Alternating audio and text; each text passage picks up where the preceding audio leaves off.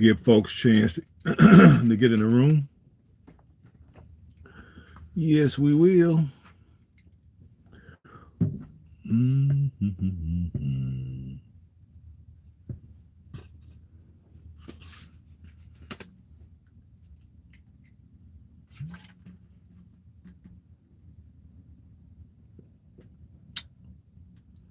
What's up? What's up, peoples?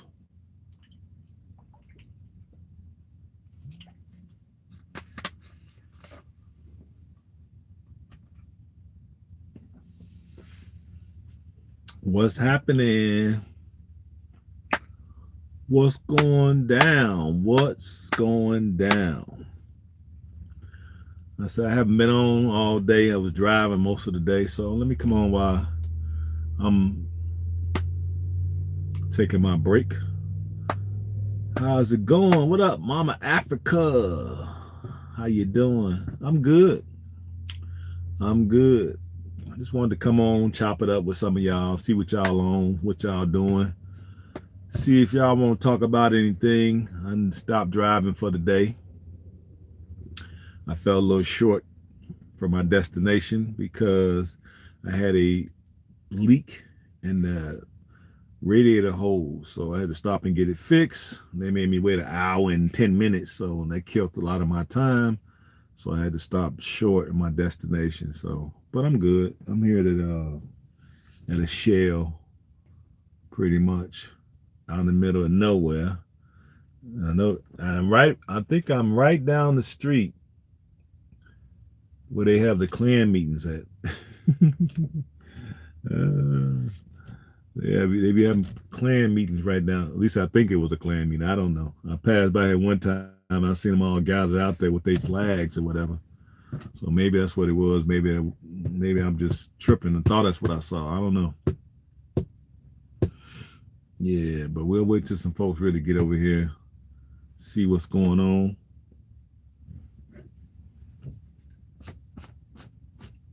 I'm gonna talk to y'all about.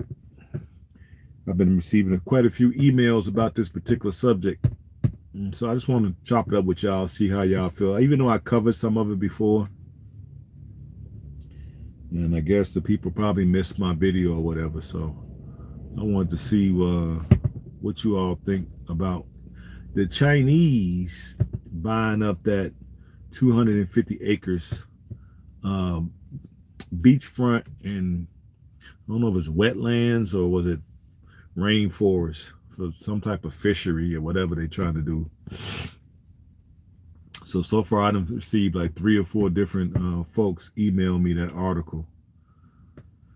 So I just want to bring it to the family and chop it up and see what y'all think. What y'all think about it?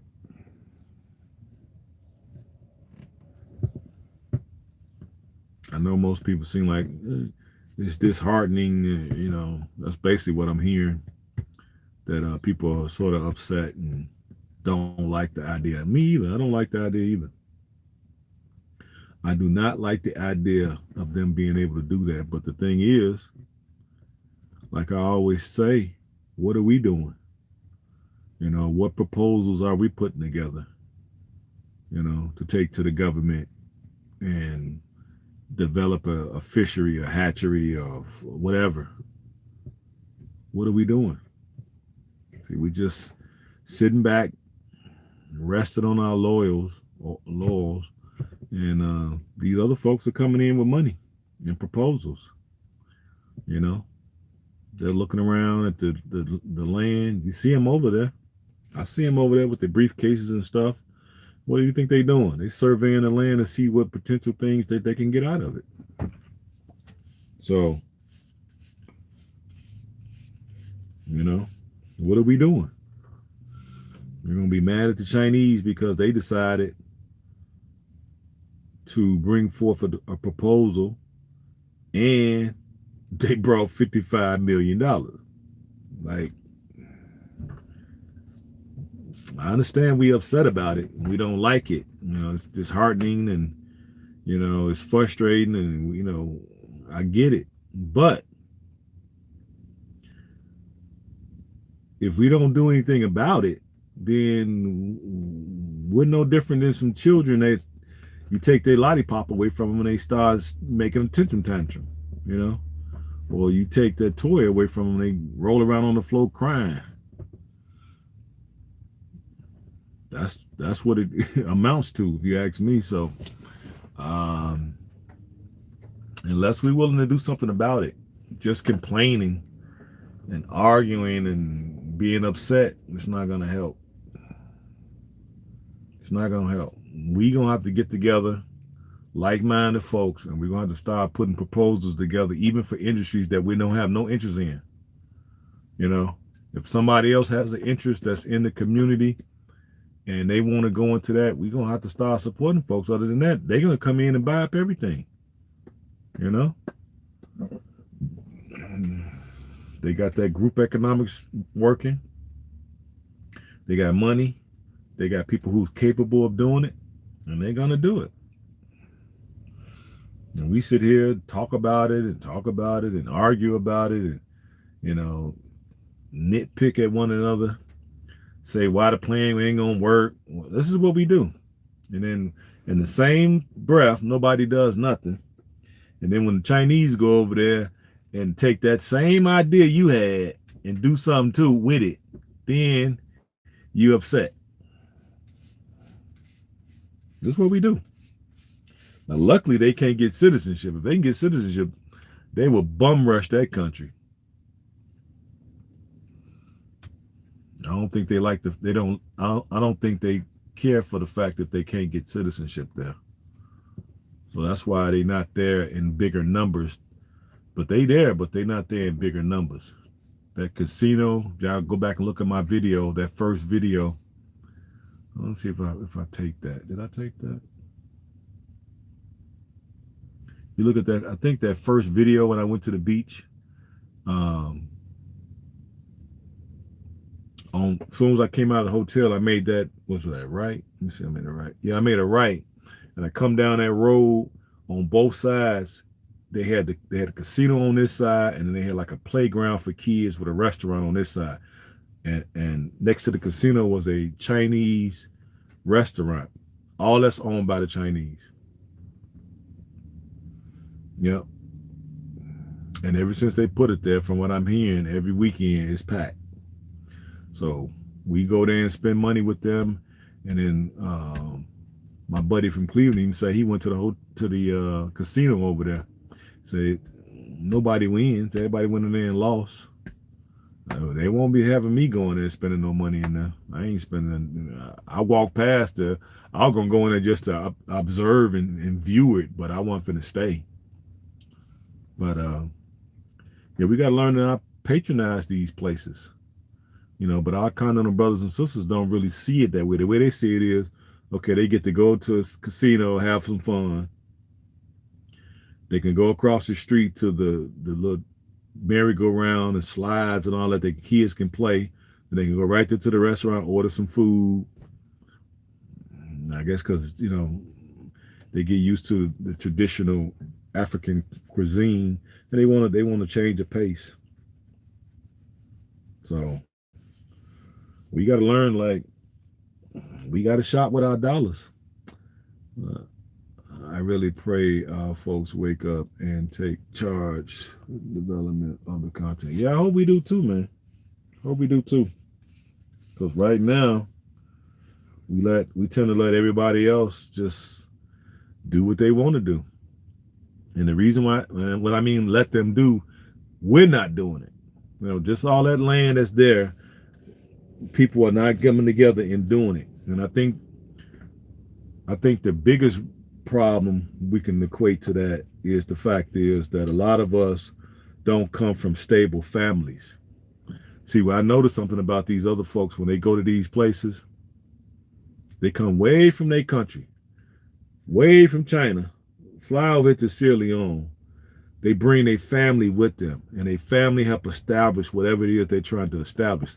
So they probably were saving their money in their country. Because a lot of this time, this stuff is not backed by the Chinese government. That stuff is just some Chinese family, wife, husband, kids, and maybe they brother, cousin, that type of stuff, got together, pooled their resources, came over there, had enough money to do whatever they wanted to do because ain't no bank loans. And the Chinese government ain't got nothing to do with that because I could tell by the condition of the place. Like, it's okay. But we don't do that. We don't really have intact families like that, especially in the West. You know, we pretty much at odds, black men and black women at odds with one another. So we don't have a stable, intact families. We don't think about generational wealth because if you have no family, why do you have to think about generational wealth? If you have really no strong family ties, then you might well go out and buy, 100 pair of shoes and get your hair done and get purses and then me and we could go get cars with rims and you're not trying to establish generational wealth. You know what I'm saying? You have no family, first of all, so there's no need for generational wealth. So we can't move over there as a family and do the same thing. So that's why when I'm looking at, I see it basically, when we go over there, it's basically groups of individuals. And that's why we have this individual mindset. And we're bringing that to the African continent where we're going up against our counterparts that has intact families that's working together to do whatever it is, going into whatever industry they're going into. And I think that is the biggest thing because I'm starting to sit back and I'm thinking like, the government is really not behind a lot of these people and their projects. They're just individuals. These are not big government projects. I know a big government project when I see it. These are little mom and pop operations where the family is controlling that and they're bringing over their cousins and nephews and nieces and that, and they're working in the business together and they're pooling their resources. And this is why they're starting to prosper. Where we going over there is basically sole individuals trying to establish something, and at this point, we outmatched. Simple as that. We outmatched. If we're going over there with that individual mindset, we're going to be outmatched. That's what I'm trying to get people to see. Like,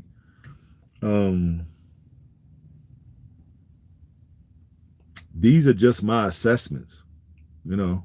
I can't see how, when I'm looking at that Chinese setup, I can't see how if I wanted to do something similar to what they were doing, how could I do it? Unless I had a lot of money and that was able to just force them out or go on the other end of the beach and set up something similar but better, because I see a lot of holes in what they set up because all they did was basically I think they got a couple little like Ferris wheel type of things and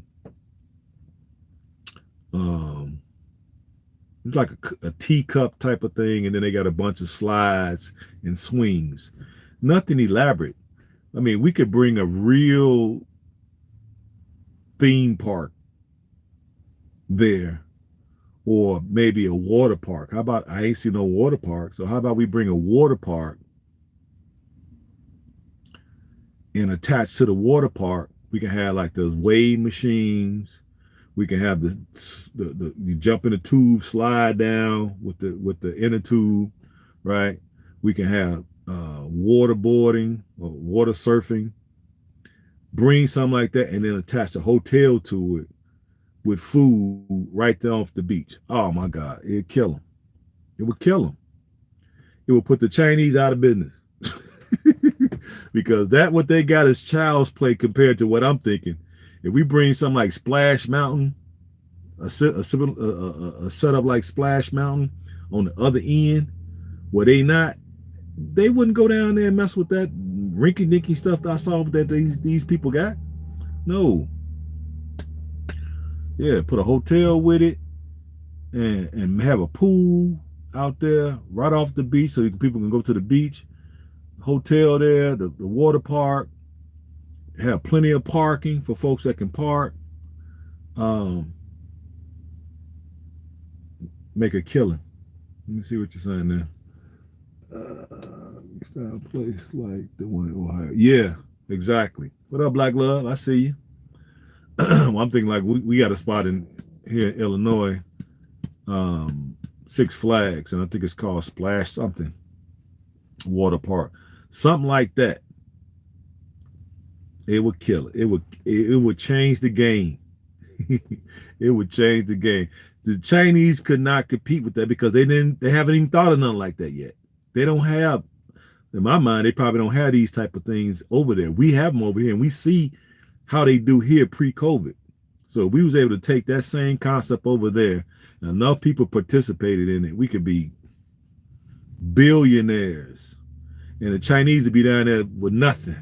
They'd be down there just flapping in the wind because there won't be nobody down there. All the fun will be on the other end. They have like ice cream parlors in there and those old fashioned root beer floats. They ain't using none of that. Man, you get them an ice cold and then do like they do in Six Flags.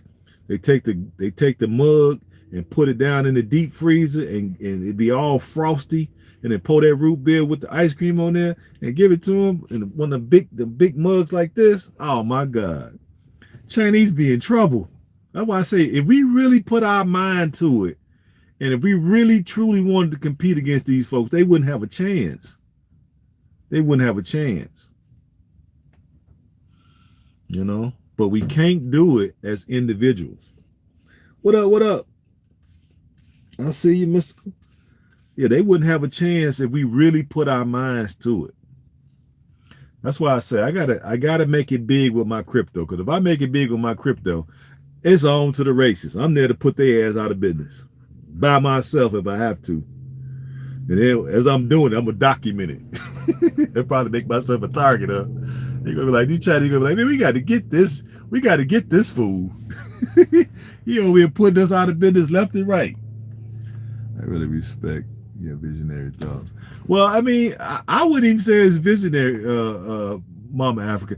I'm just over there looking with my eyes and just seeing. You know, I've been all over the country here.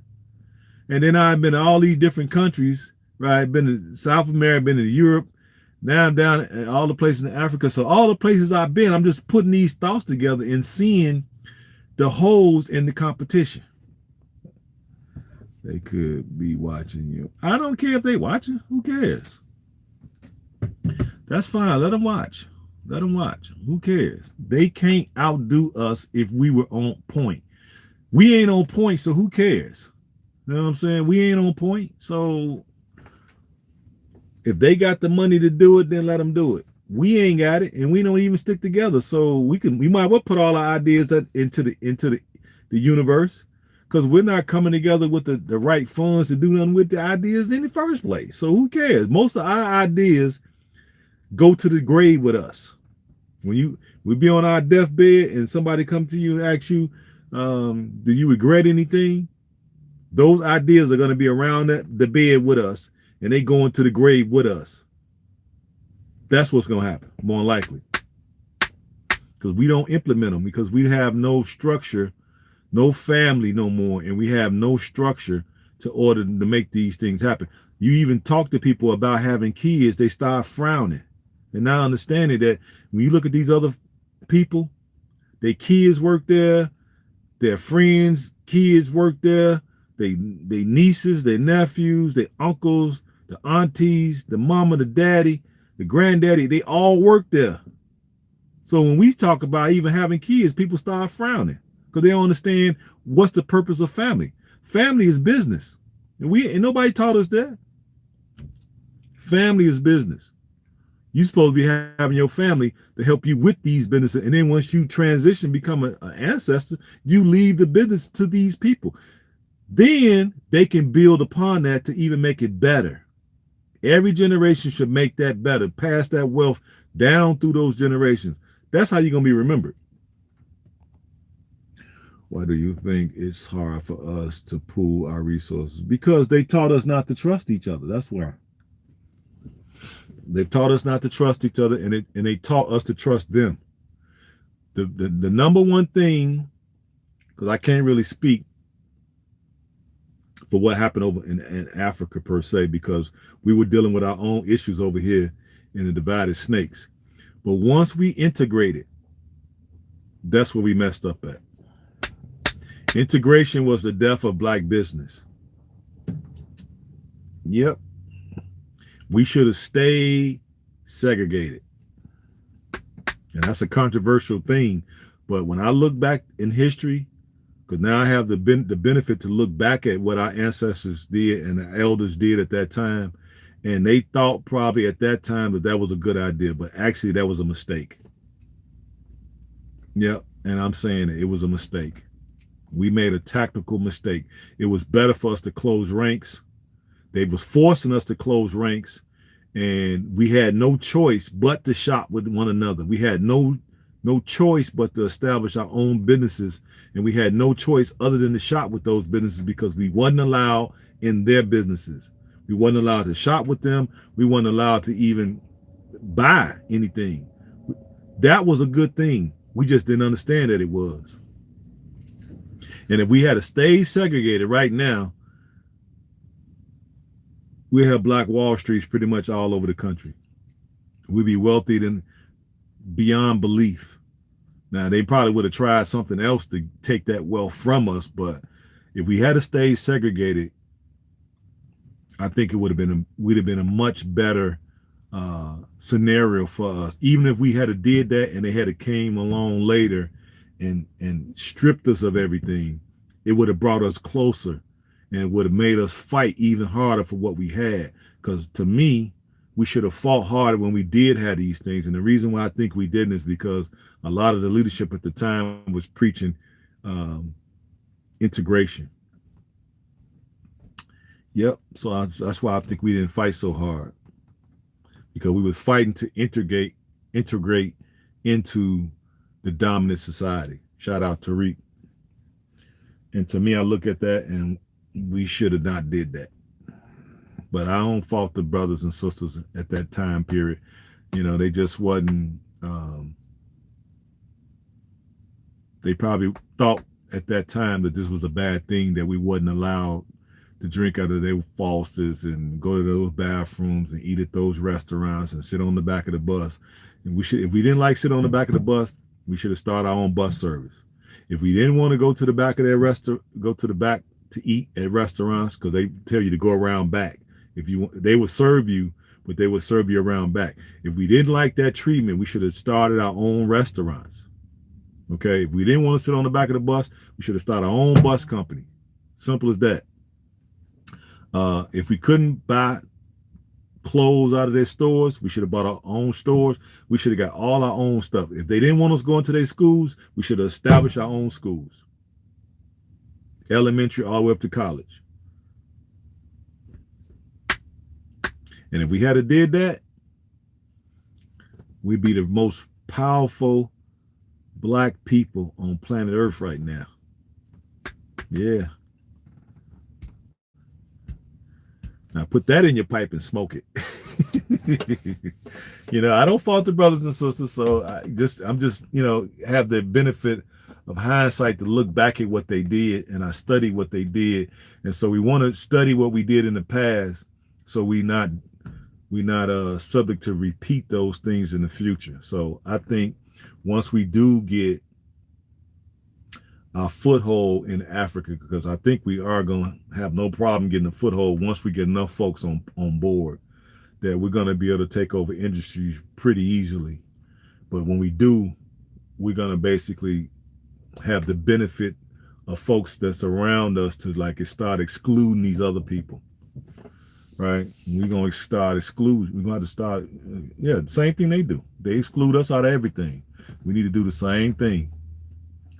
You know, we don't hate you. We ain't trying to do nothing to you. We just ain't gonna allow you to be around us like that. Simple as that. I think that would be the better thing to do, as opposed to just sit there and allow these people in our midst, knowing that they have a parasitic culture. You know, they like to feed off other people. You know what I'm saying?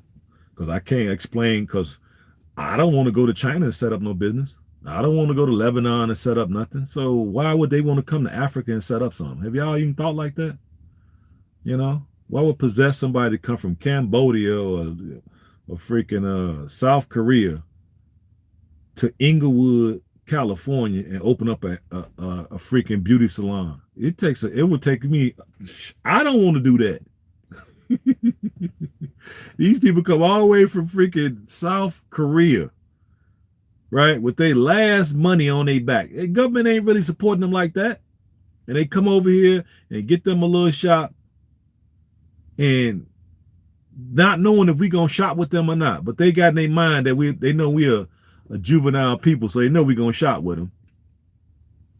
And they come to the most roughest hoods that some of us don't even want to go in. So now would we do that?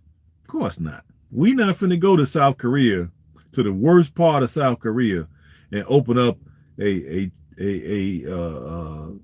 Korean food place. You know what I'm saying? We ain't built like that. Just be honest, y'all. Y'all know we not built that way. We ain't finna dry look. We ain't finna pack up, slide over to Beijing, and open up a soul food restaurant. We ain't finna do that. But the Chinese would pack up from Beijing and come to the west side of Chicago, the worst neighborhood in America, and open up a Chinese restaurant. Y'all don't hear me. Y'all don't hear me. Y'all don't hear me. I know nobody think this way because I ain't never really heard nobody. I heard maybe a few folks made a mention something like this, but I can't see it. How we don't have that gumption about us that we will go to these places where we're not wanted and open up a business and knowing that these people are going to shop. We know we ain't going to do it because those people will not shop with us. We go there and open up a soul food place, the Chinese going to look at you like you are a damn fool. You're not going to sell nothing. Nothing. They could be starving. You ain't going to sell nothing.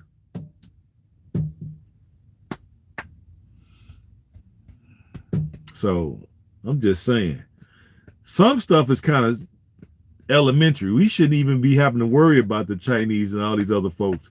You know what I'm saying? We know what our people like. We know their taste buds.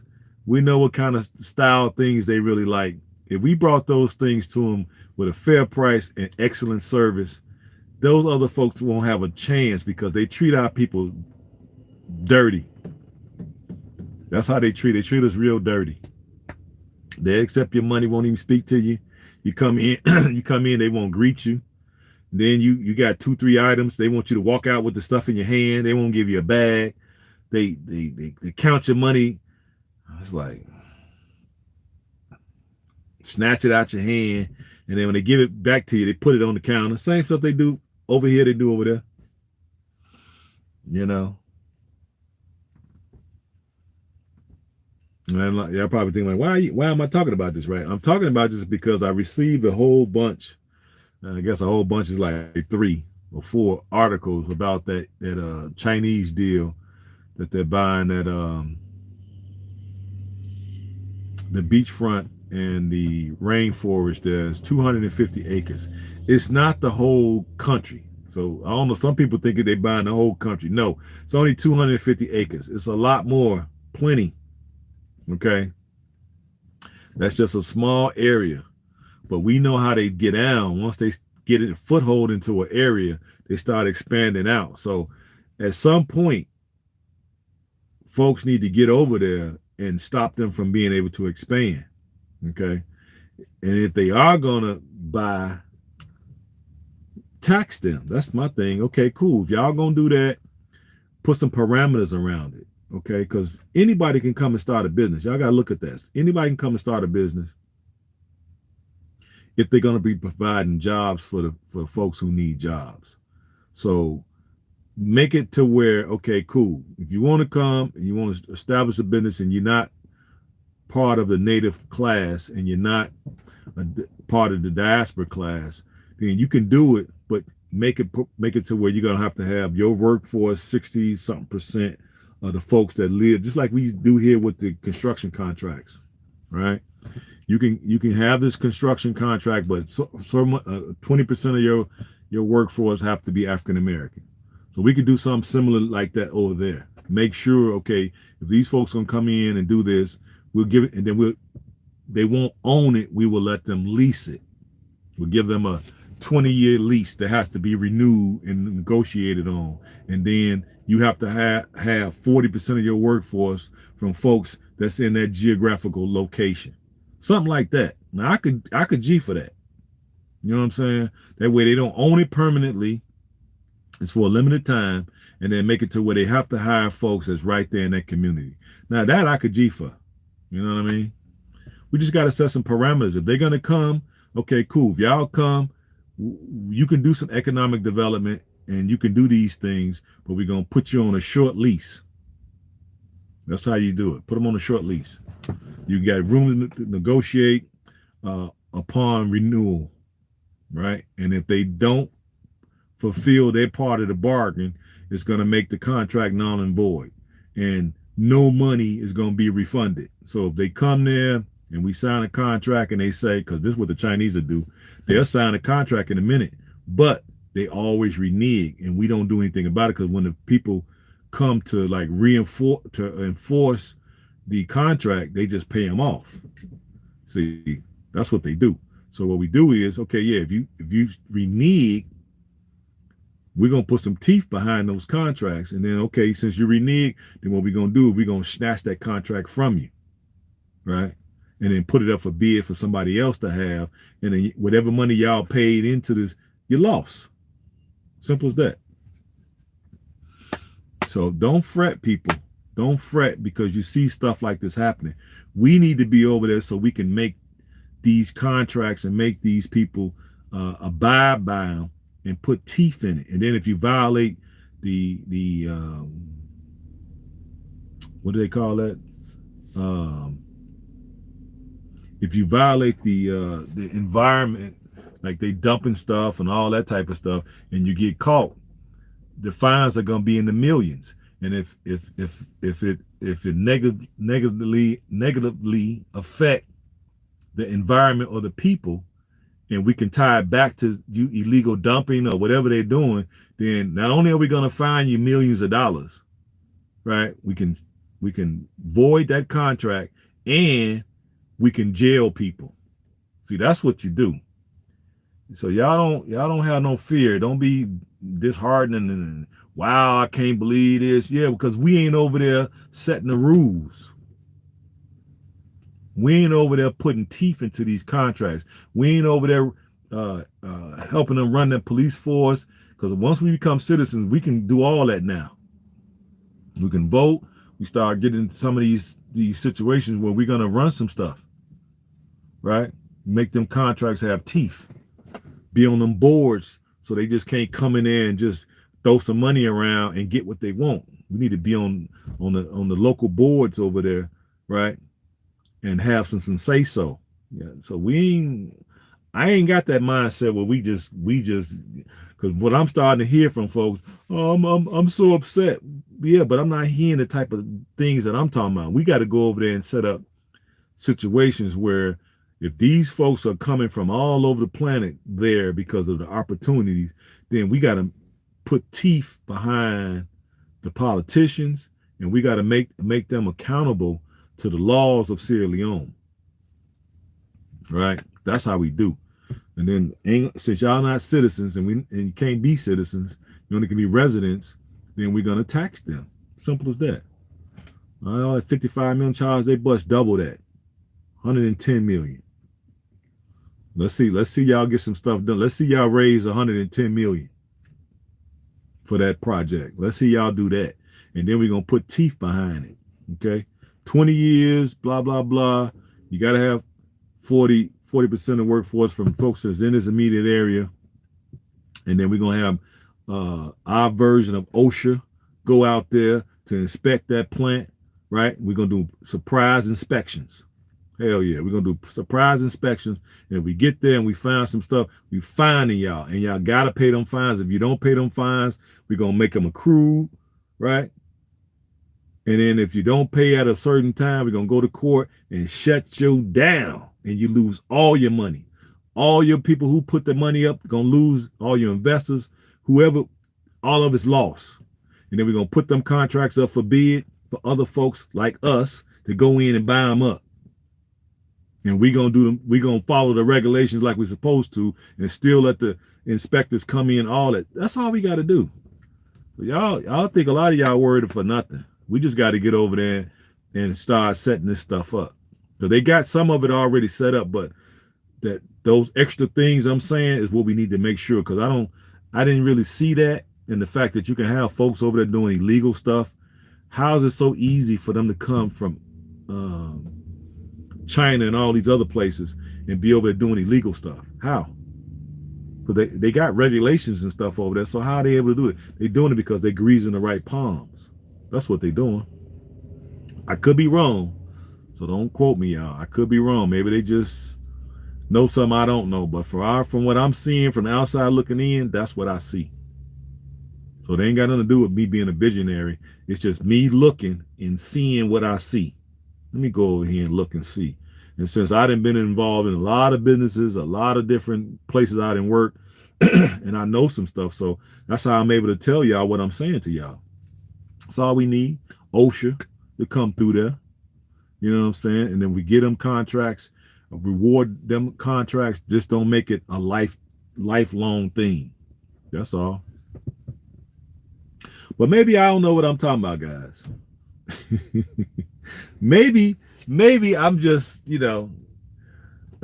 guy that don't know what he's talking about. I'm just pontificating because I can, right? And I don't know what I'm talking about, So you all, since we got a little time here, and it's getting ready to get dark here in a minute, and we'll cut the live once it start getting dark. You all tell me what y'all think we could do to not let Africa be taken over by folks who have more money than us, or people who are in a position to pool money together. What can we do to make sure that this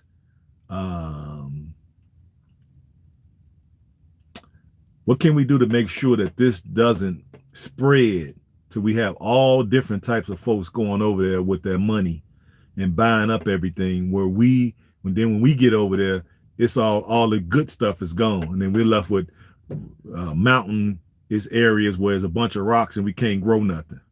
It ain't no diamonds, ain't no gold, ain't nothing in these mountains. So what can we do? Y'all give me some suggestions. Maybe I don't know what I'm talking about. We'll see what y'all think. I could be wrong, you know what I mean, in the way I'm thinking. I could be wrong. Any suggestions? Anybody? Don't be scared. Come on up. It's just us, just the family talking. If other folks join in, hey, whatever. We don't care about them being here. We got to talk about what we got to talk about. Because ultimately, when we off the camera and we in each other's presence, they ain't not going to be around. So we ain't got to worry about them. So what y'all think? We got 13 people. Can we get some more people to hit the like button too?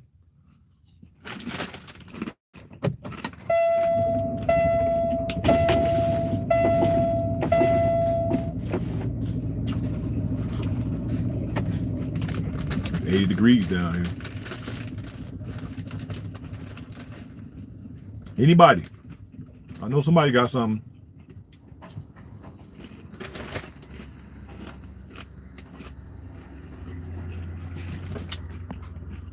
No, I'm sorry. I forgot to scroll up. Sorry, guys. You see, I missed a whole lot of things. Hold on. Let me go back and read all the stuff I missed. So basically, we should have went back to, I agree with that, Black Love. I agree 100%. Things is where black persons try to open a beauty supply and they cannot get half of the things that the Koreans can. They get blocked out of the market. I know this for a fact. They cut access. They will beat the crap out of us. Money, that's how. You're thinking right. Thank you for that, Mama Africa. Natasha, what up, Natasha? Your suggestions are on point. Okay. I'm pretty cool for a street dude, huh? Ex street dude. Sorry. Let me correct that. Ex. I think we need to have a vocal to the government. Okay.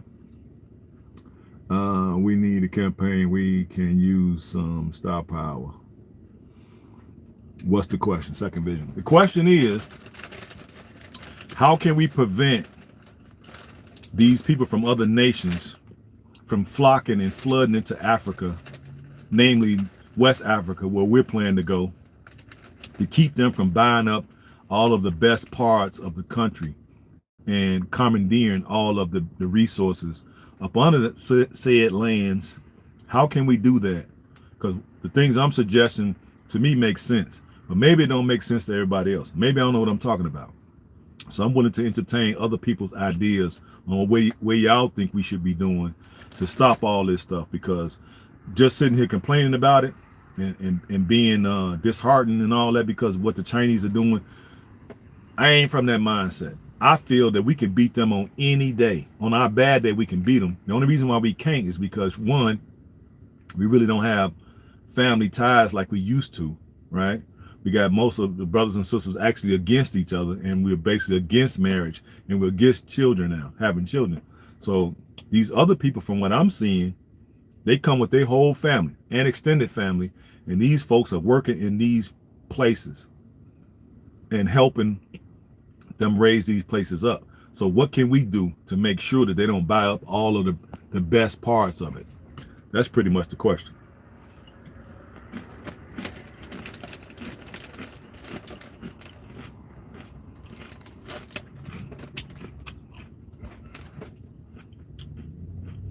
I say we should just make sure that we're in positions of power so we can regulate the business sector and be sit on the boards of all these places.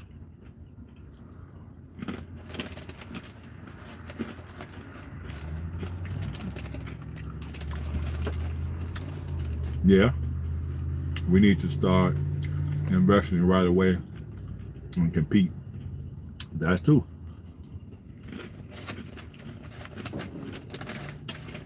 Because to me, us being upset about what the Chinese and what anybody else is doing is basically the equivalent of us being spoiled children and mad because somebody else got our toy.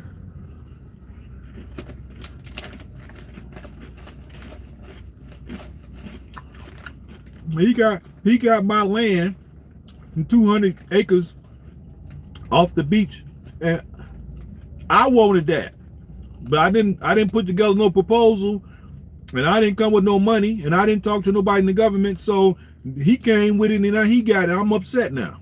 That's the equivalent. Okay, it ain't the whole country. It's only 250 acres.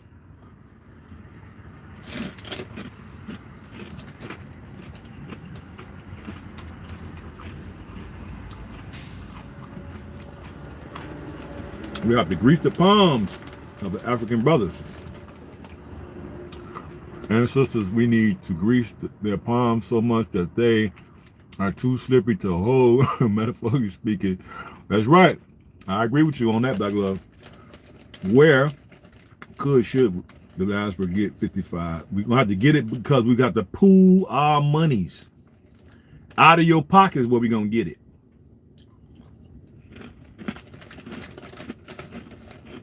I always say, nobody is going to give you the money to fund your own liberation. You got to come out your own pocket to fund your liberation. Nobody going to give it to you. The minute you tell somebody about these type of concepts and these type of ideas, you're going to get shut down.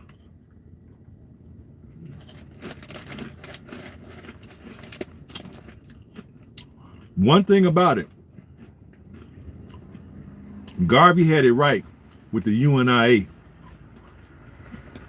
He had 3 million folk on the same accord, and they were sending in their dues. They were sending in their dues, and that was how he was able to get the Black Star Line. He had the right concept.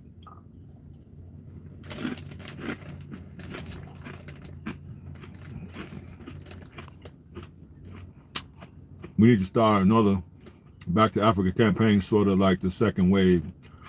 Yep. As I said, then star power and star money too. No, the stars ain't gonna help you, homie. The only way to beat them is to overpay. I agree about the overpaying, but the star power is not gonna work because you didn't make these stars. Most of the stars were made by white money, so they're not gonna bust a grape in a fruit fight. So if you waiting on the stars to do something, that's a no-go. It's like Oprah did that school. Probably in a lot of you all's minds, that was a good thing. And in certain aspects it was. But why would she jump over West Africa to go to South Africa to open up a school? When I think she traced the DNA back, right? It came to right there in West Africa. Am I wrong? I can't remember exactly which country it was. Why she didn't build a school in that country where her DNA came back to? Why'd you go to South Africa and do it?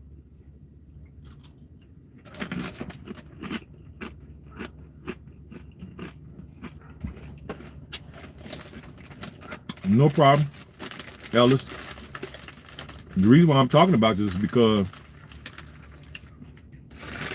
people, I got 3 emails.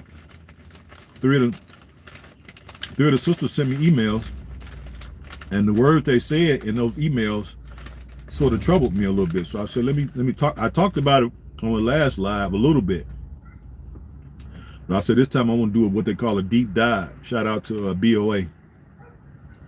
I want to do a deep dive on this subject because I want us to be able to think past being emotional.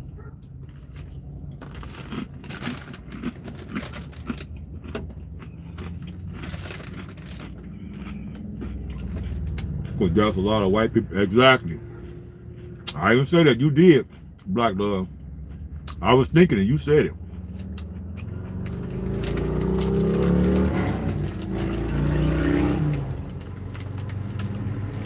Exactly.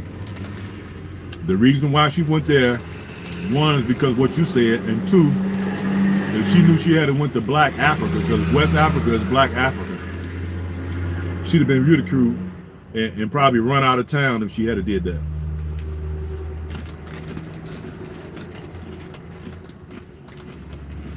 That wouldn't have went over well in the white world if she had to open up a school in the area where her people were taken from, because now that would be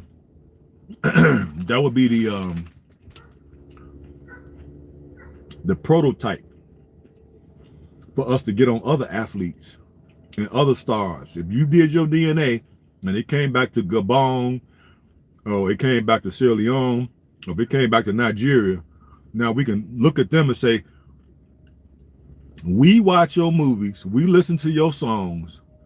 Now we can pull you out here and call you out on the rug. Where is the school? Where the hospital? Where's the clinic? Where's the housing developments? What are you doing? We watch your movies, so we are the people that basically paid for your paycheck. We didn't watch your movies or listen to your songs or buy your music. You couldn't be in the position you in. Yeah, true enough, white folks put you in that position, but we keep you in that position.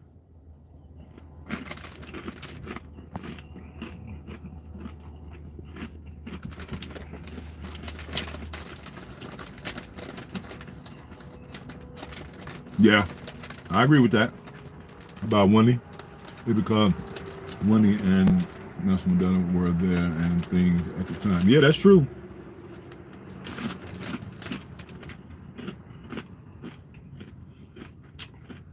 That's still no good reason to skip over the country where your people actually was taken from. They had that type of money.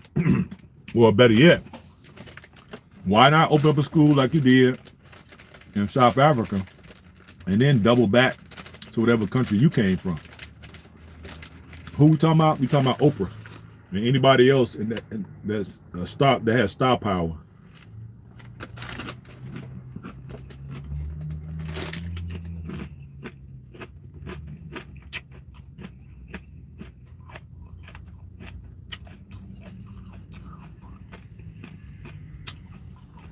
Yeah. So I think that was the problem.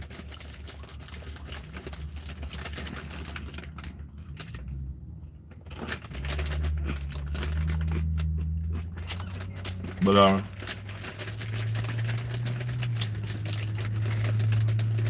ultimately, family, we're gonna have to get over there and compete. Africa is up for grabs.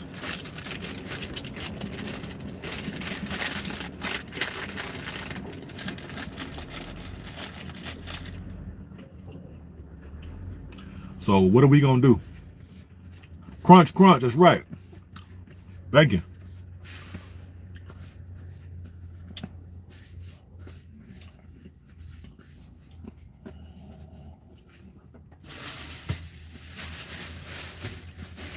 That's what you can do when you got your own platform.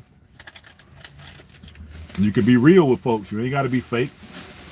I had them little chips there. I always try to get a bag of chips or something. They help keep you awake when you get sleeping when you're driving. So that's a little trick y'all don't know. That's why I had them there. I always try to get a small bag so I don't overeat. Try to keep like pretzels, pistachios, pumpkin seeds, sunflower seeds, trail mix, anything like that. Well, it ain't too fattening. Exactly. What had happened with return of star power? She ain't nothing happened to it. They all came and left.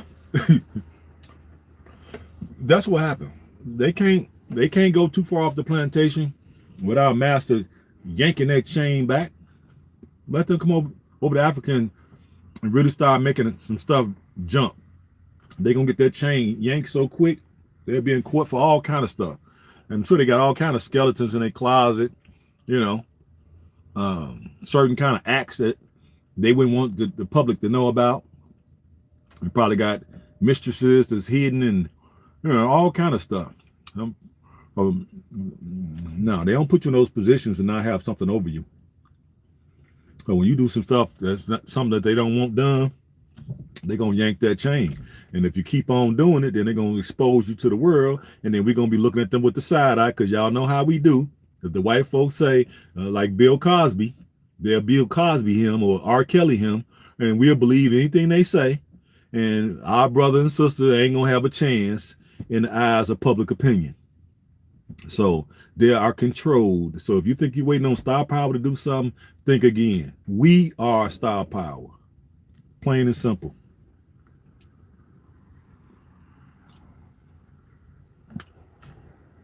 We are star power. If you wait on celebrities and athletes to do something, we'll be waiting. Africa will be owned by every other people that's not stars. Them people that's running over there building stuff in Africa right now, West Africa, they not basketball players, they not actors, they not none of that. They just regular smuggler people got together, had an idea, their family supported them, and we're going to continue to support them. They move the whole family to Africa, and they get them a little shop, or they get something, and they work it until it becomes a success. Ain't no star power nowhere in that. So why do we need it? Just a question.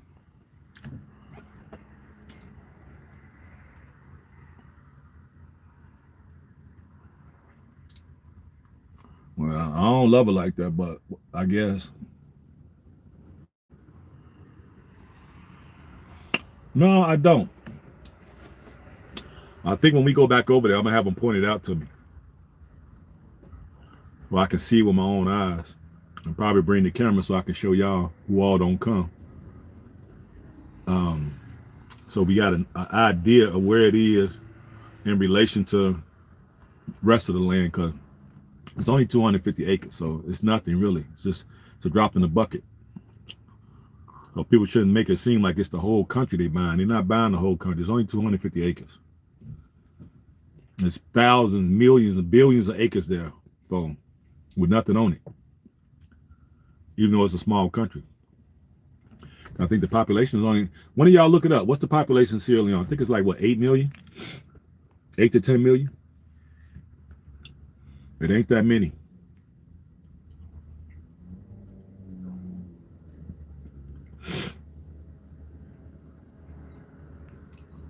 Somebody look up the population for me.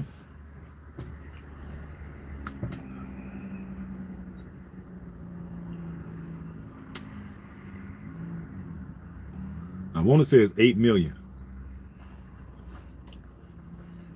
7 point, thank you, Natasha. See, I know we got them sisters on point, baby. Oh, thank you, baby. 7.8, so basically 8 million folks in the country. And it probably can hold 50 million. Probably more than that. 60, 70 million it could probably hold. Well, it's plenty of land. Don't get it twisted, guys. There's plenty of land. I've seen it. My own 2 eyes. I've seen there's plenty of land. But we can't sit around here and wait thinking that it's just going to be there. Whenever we feel like going, it's going to be there. Negative. The best parts of it are going to be bought up if we don't go over there and buy it up. Exactly, Kim. There's plenty. But we'll lose out on the best parts of it if we don't get over there and decide to work together, even if it's just a small group of us. That's why we're going to have to get together and maybe form an investment club. Maybe that's probably what I might need to spearhead, since it's such a foreign concept. It seems like a foreign concept to folks. Maybe we have to get over there and just establish an investment club. So I can go to, I have to figure out who would I probably go to do it. Go to maybe somebody, the financial advisors. They're the ones who usually set that up. So we go to them, we set it up, and make it be a LLC. And then every month or every week or whatever we deem every 2 weeks, people will put a certain amount of money in, and then that money will be invested based off of what we determine it needs to be invested in. So either stocks, bonds, mutual funds, ETFs, futures, and in my case, cryptocurrency. So we can do it in real estate. It's got to be one of those vehicles that can make the money grow exponentially, right? So maybe I might have to set that up, because from what I'm hearing from you all and the feedback I'm getting, I'm hearing folks saying, okay, how can I invest? Do you got any proposals? No, I don't. It's just ideas that I've come up with based off of my business background, street business and legitimate business. I come from both. And just knowing these things, I'm just thinking like, well, we ain't got to do that. But I'm realizing now that, yeah, maybe we need to do that. Maybe we do need to get a investment club, and then everybody's free to join. And you just got to make a commitment. That money would be sent in to a fund. It wouldn't go to no individual. It would be sent into the fund, and then that funds would be reinvested. So it'd be like a third party. So it could go into a financial, you can send the money into a financial advisor, and then his job would be to take them funds out of that account and put them where we deem them, where we decide is going to give us the best return. And then once that money becomes a certain amount of money, then we have to pick a project. What are we going to do? Are we going to build, are we going to buy lakefront property? Love to have both. Let me see. There you go. It's a little bit more light that way.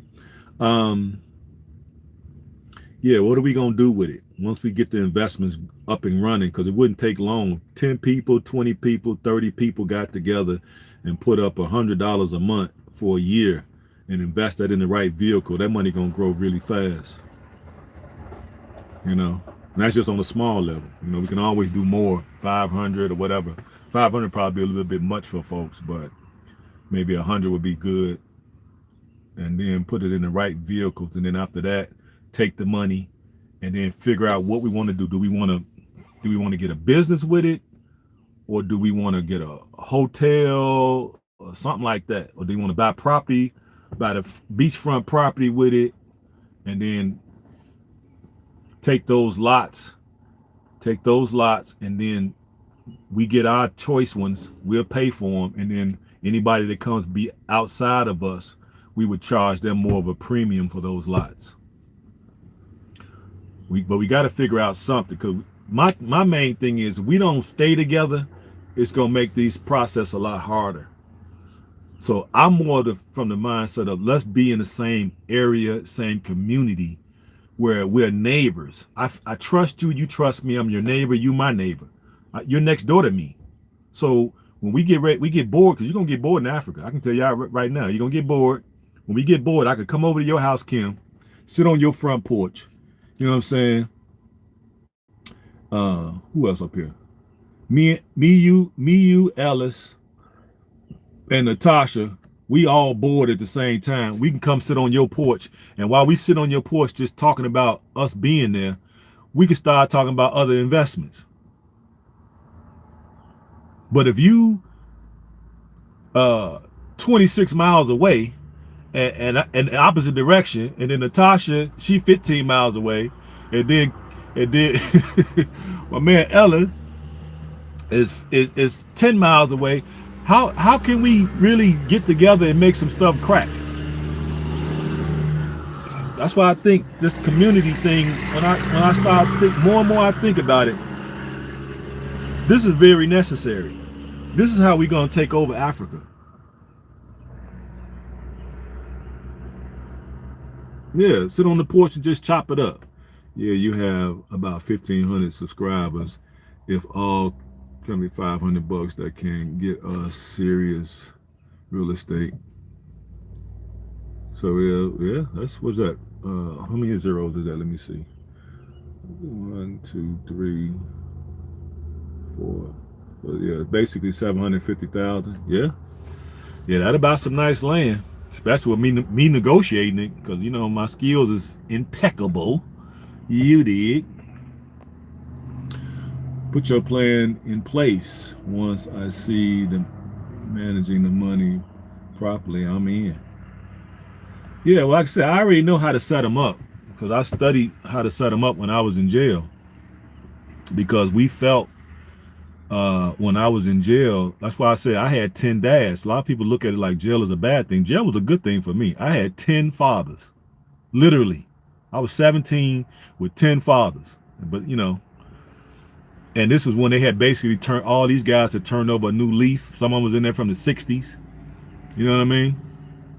All that. And that's why I first learned about setting up investment clubs. But in my mind, I said, well, it'll never be a time where I really need to do that. But I realize more and more now that I'm out here and been out here for years, because we're talking this 27 years later, I'm seeing the more the need for it. Because, you know, we too busy living, and you know they got us pretty much in a catch-22. We got to pay all these high bills. A lot of us started, you know, trying to compete with the Joneses. And then we got the high taxes. We got everything's going up, even fuel going up now. People with their cable up, gas is up. You know, just inflation overall is up. Then we had the cold beer flu shutting everything down, messed up a lot of people's income. So yeah, we get to the point, man, where it's just like it's hard to do anything, to be honest with you. I'm new to the channel, have no idea what you were a felon. You speak so well. Yeah, well, you know, it's been a long time, man. I was in jail when I was 17. You know, I'm 55 now, so it was a long time ago. But I always bring it up because I want folks to know if if kids grow up in inner city, especially like an inner city like Chicago, I grew up west side of Chicago. That's all that's there. Drugs, prostitution, alcoholism, uh, fighting, arguing, killing. I've been seeing that since I was born. So you grow up in that type of environment, yeah, you could be the smartest kid in the world. But if you grow up in a family that's pretty much involved in all those ills of society, you can't expect him to come out to be a brain surgeon or a rocket scientist. It's just no way.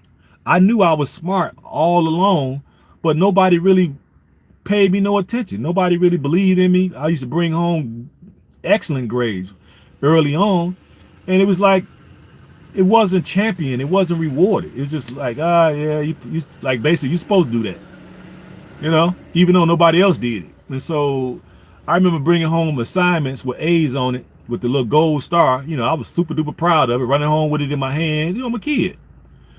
And 2 days later, it's behind the refrigerator with some mustard on it. You know what I'm saying? Nobody cared. It ain't even on the refrigerator. You know what I'm saying? I bring home my little assignments or whatever, doing well. And when I realized nobody really cared, nobody, here's $1, go to the store, get you some now and later, some peppermint sticks, and get you a pickle or something. You know what I'm saying? None of that. Just, okay, you got an A, whatever. Get on out of here. Get on out of here. Grown folks in here. That type of thing. We in here drinking or whatever.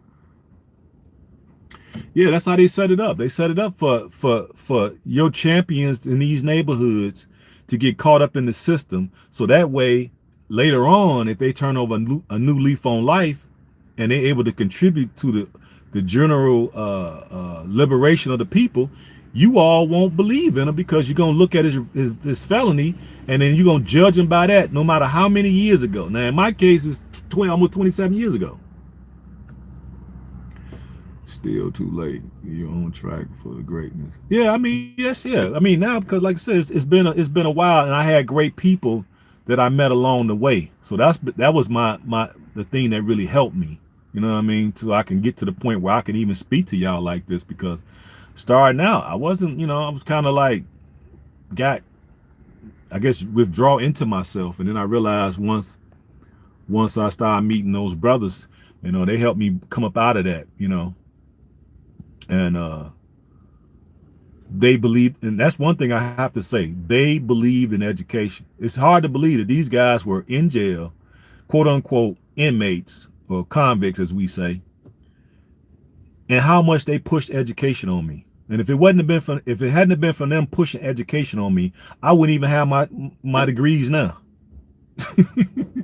Ain't that crazy? It wasn't that my family pushed it on me. You know what I'm saying? These guys pushed it on me. I mean, all I got is a 2-year. I didn't get the 4-year because I dropped out of college in my junior year. Well, I stopped going because I couldn't afford it no longer. But I did get my associates. I got my GED there in jail. I got my associate's degree. And then I got my 2-year welding certificate. So those are the things I did while I was there. So that's what I'm saying. Like, if you don't, your greatest achievement on this planet is bring forth some kids from the cosmos that can come down to this earth and help us liberate our people. To me, that's your greatest gift. And if you drop the ball in doing that, shame on you. My people dropped the ball with me. I can honestly say that. You know what I'm saying? But luckily, other folks were able to see that in me. It just so happened these guys were in jail. But if they didn't see it and they wouldn't have pushed it on me, they made me get books, and I used to have to do reports, and we would sit there and chop it up. We had all day to chop it up. We'd be playing chess and chopping up about how we gonna do all these different things, and ones that wasn't really getting out, the ones that got L's, they got life sentences or whatever. Those like my best guys. They had life sentences, and they read books like you wouldn't believe. All the stuff I'm talking about, this is where I got it from. I agree. Develop a plan and communicate it to scribe. Yep, I think $500 is a reasonable for the start. Develop a plan and email through process for discussion. Not, yeah, I agree. I agree with y'all. That's why I said I never really thought that it would be something that I need to implement, but maybe I need to. I know a couple financial people, so I can reach out to them and get the skinny on how to develop it. And the guy that I used to, the guy I used to deal with was over there at um, what was that place called? It's called Edwards something. Help me out, y'all. I think it's called Edwards. I can't remember now, but I'll look it up. But that'd probably be a good place to start uh, because it really don't matter. We just need somebody that can know what to do with it. What's the best vehicles to put it in to grow it exponentially, and then take that and go over there and buy up some of that beachfront. I know y'all want to. There you go, Edward Jones. That's it. Thank you, Mama Africa. Yeah, Edward Jones. I knew it was Edward something. Yeah, so he was over there. He's over there with Edward Jones. He's an Italian dude I was dealing with a while back.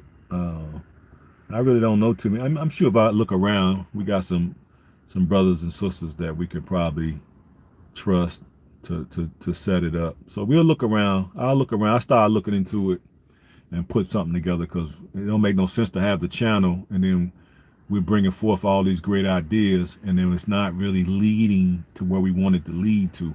We wanted to lead into some concrete, tangible things that we can see and touch and feel and smell. You know what I mean? And that'll help us be able to go over to Africa and really make a big impact, you know. And then once we're there and we're living amongst each other, then we can go to each other's homes and we can sit there and chop it up. And then the right folks that's in that community can kind of vibe with each other. So it's like if I'm into looking into getting into the gold or farming, and then Kim is looking to and Natasha looking into farming, then we can form our own little subgroup because we're all looking into farms. So maybe we can go, I don't know, 10, 15, 20 miles away from where the community is and buy up 50 or 100 acres of farmland. And we can share in the responsibilities and the growth and the profits of the farm. And let's say a few other folks get together that's in the community and they decide, you know what, we want to open up a sports bar, nightclub, dinner spot. So that's what they like, that's what they into. They got some cooks in there, we got some restaurant, some foodie people, whatever, and they can get together because they're vibing, and then they can put that together, and then we'll come over there and support it. You know, people in the community can support the farm, and then in turn we can go over there and support the sports bar. That's what a community is. See, that's what we got to get back to. We didn't got away from that. And I'm sure the more I speak about this, the more I'm sure y'all can starting to paint a much clearer picture. Because I know when I first started talking about this, it seemed like everybody was against it. When this is the very thing we need for our liberation. Living amongst each other and excluding other folks. We ain't gonna allow no other folks to live amongst us. Simple as that. If you ain't from our shared experience, or you ain't a continental brother or sister, you can't live amongst us. Simple as that. You know what I'm saying? We love you, but we gonna love you from afar. We gonna feed you with a long handle spoon. You dig? Sports bar can buy veggies, fruit. That's right. From the farm to use in the restaurant. That's right. One band, one sound. That's right. That's how we do that. Because we got to be able to take these conversations and take this virtual online conversations that we have, and we got to turn it into tangible things that we can touch and we can benefit from. Because I believe it's gonna spark a lot of organic business opportunities amongst us, which gonna make. That's why that concept, like I was telling you all, the concept of the richest man in Babylon. This is where the concept comes from. Okay, this is why China has been able to do what they've been doing, because they've been a closed society. Right? They ain't been open that long. Yeah, they've been a closed society. Yeah, I mean, he may be doing some investments, but what does that got to do with us? That's all I'm saying. That doesn't absolve us. And what are we doing? Like I say, when I'm there and I see the Chinese and I see the Lebanese and I see the East Indians and I see the Europeans, they are not celebrities, but they are very wealthy in these African nations. They have no star power whatsoever. So I don't want us to get fixated on some celebrity and his or her money. What are we doing as celebrities in our own right? What are we doing with our own star power? That's what I want to hear. I'm not really concerned with what that brother is doing with his investments. Whatever he's doing, Godspeed. What are we going to do? That's what I'm more interested in. Unless you got a direct connect, Ellis, to my man, and he's willing to fund our ideas about building a community so we can have a true community, then hey, no problem. Go holler at the brother and try to get us to sit down. That's why I got to come with it, man, because I can't see how that's going to change one celebrity doing something. And we got a whole country over there that can probably fit another 50 million people in. We got plenty of room to do stuff if we were trying to do it. And I'm looking at these other folks, they ain't got no celebrities. I don't see no uh, uh, Queen Latifah and Oprah Winfrey's in the Chinese community. Ain't none of them famous. Why are they walking around there with brand new Lexus trucks and the big old mansions? You see them big old mansions? Who you think building them? Chinese. Feel weird investing with a black man. Don't think I can do it. Sorry. No problem. No problem at all. He is building a new city on one of the islands. Okay. So I guess we should just not worry about the rest of the country, huh? We should just let the Chinese and the East Indians and the Arabs and everybody else buy up the rest of the country.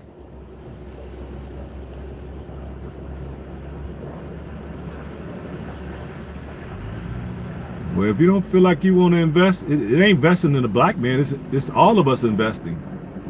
But if that's the way you feel, Mr. Flip Flop, hey, you more than welcome. Maybe you got it all figured out. See, this is what I'm saying. Brothers can come in and knock somebody else's idea, but actually not offer any of themselves. Maybe you should get a channel, brother. Get your own channel, and you come forth with your ideas, and we'll all come over there and subscribe to your channel, and we'll see what you proposing to do. How about that?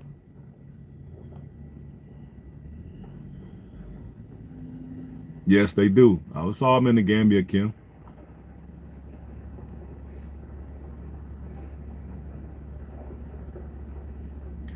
I guess Mr. Wanna Flip, he wanna I guess chances are he's not gonna do no investing at all, but if he do some investing, I guess it's gonna be with folks that don't look like him, don't look like us, which is cool. I mean, to each his own. Yeah, I know about the story, Ellis. I get that, but what I'm telling you is you're getting sidetracked with that man and what he's doing. What I'm saying is we still got a whole country, and if we're not careful, the common everyday Chinese man, the common everyday, no celebrity at all, no star power at all, Lebanese, Europeans are going to come over there and buy up the rest of the country. So I'm not finna worry about what that brother's doing. If he's doing an island, he's building a city on the island, great. No problem. I'll go over there and visit and support it. All that. No problem. But in the meantime, what about the mainland and Sierra Leone? What about that? We're going to let the rest of it just be bought up, huh? The best parts of it, we're just going to let it be bought up, huh? We can't take everybody. Yeah, everybody can't come. For the folks who don't feel that, I have a channel. I also have a bar. Okay, well, great, bro. Do your thing. Do your thing. You get no hate. You get no hate from me. You know what I'm saying? If you don't want to invest, I'm not asking you to. I'm just suggesting that for folks with like minds who want to do something, at some point we got to do something. At this point, you coming with that same negative outlook on us as a people. When other folks they get together and they pool their resources and they buy in together. That's why they so uh, um, their businesses are so profitable, and then they work in their own businesses. We don't do that. We didn't got away from community, we didn't got away from family, and we didn't got away from businesses. Simple as that. One or two of us may have them, but on the regular or the majority, we don't. We don't have it. That's what I'm saying. Now, how is you having a bar and you not investing in some quote unquote this black man's ideas? How is that gonna stop the Chinese from buying up that? How is it gonna stop them from buying up even more coastal land to open up a fishery? See, this is what I'm saying. We're gonna always have these type of people come amongst us with no ideas, and all they doing is knock the idea that's being put forth. You know what I mean? This is normally how it works. Is the land what?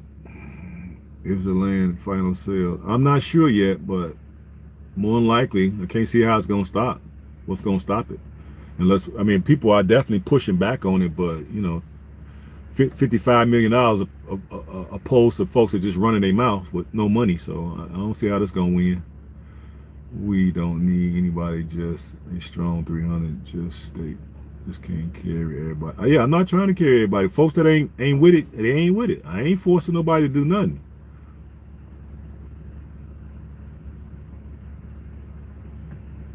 See, listen to this talking point. Why would you skip over this country to go to poor continent?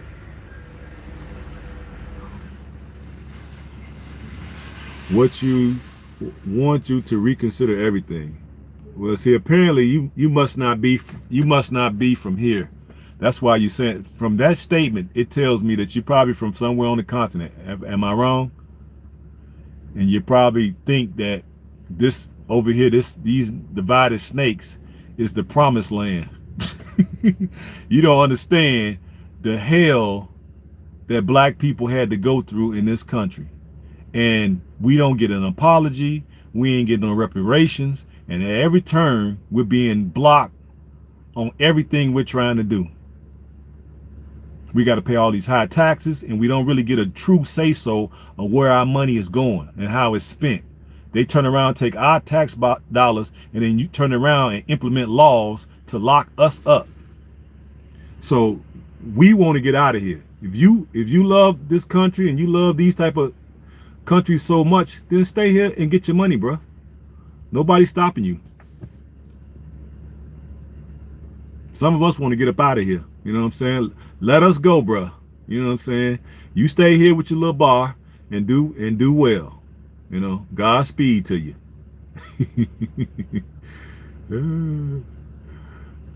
Yeah, Africa is the richest continent on earth, of course, but according to Flip Flop, it's poor as dirt. You don't understand that it's been kept poor on purpose because they was colonized, and we all know that.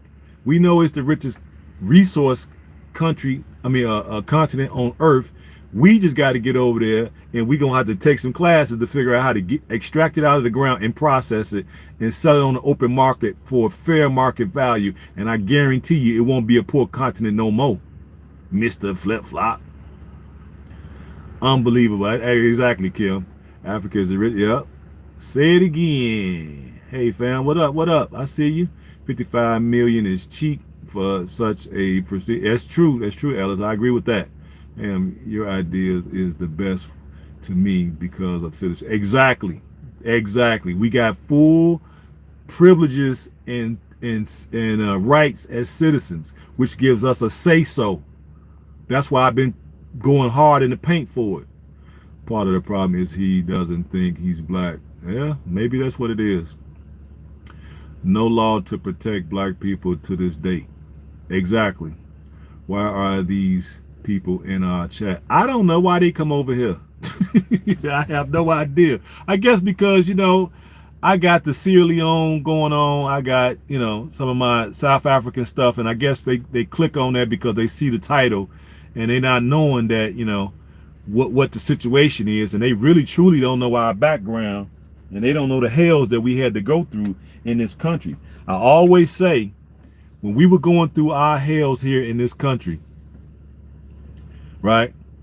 No African nation came to our aid and assist.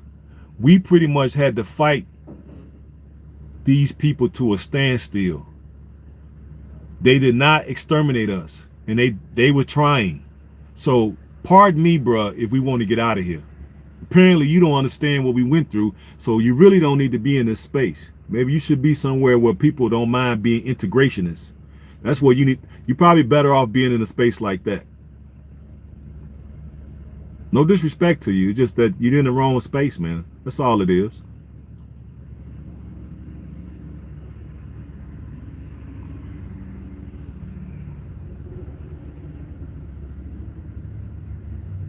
Oh, that's what you're talking about, the Dominican Republic. Yeah, nobody want to go to the Dominican Republic. Yeah, you can keep that. Nobody wants to go down there. I don't want to go down to them places. You see what happened to my man? I talked about that. I can't think of the brother's name. If anybody can remember the brother's name, please put it in the chat for me. The brother that went down there to Colombia, met a chick online, went down there, and he was trying to get him some businesses started. Don't know the language, don't know the history really, probably. Don't know the lay of the land, don't know the customs, don't know the mores, the norms, don't know none of that stuff, and just up and went there on some type of business deal with some lady that he met and ended up getting himself murked. God bless the dead, but the brother shouldn't have got, that shouldn't have happened to him. Exactly. Took his money. But see, that's why you need to have people like me to put you on the North Star. You don't need to be going no freaking, we go to Africa. That's where we going. We going to Africa with people that look like us, people that got our mannerisms, and we have a historical and ancestral claim to that land. So we got to walk around there with that type of energy. And I don't care who there, Chinese, any of them folks, if we stood together like we supposed to and build us a real community where we're doing business with each other, there's nobody can stop us. Simple as that. And however we got to get it done, it ain't necessarily got to be through me. It's just that I'm the one speaking about just because of all of the experience of me having going there. The man Flip Flop ain't coming up with no suggestions. People like that ain't coming up with nothing. They here to knock. They here to knock whatever you talking about. Knock what you're doing. I've always met people like this. I remember when I first opened up my first store.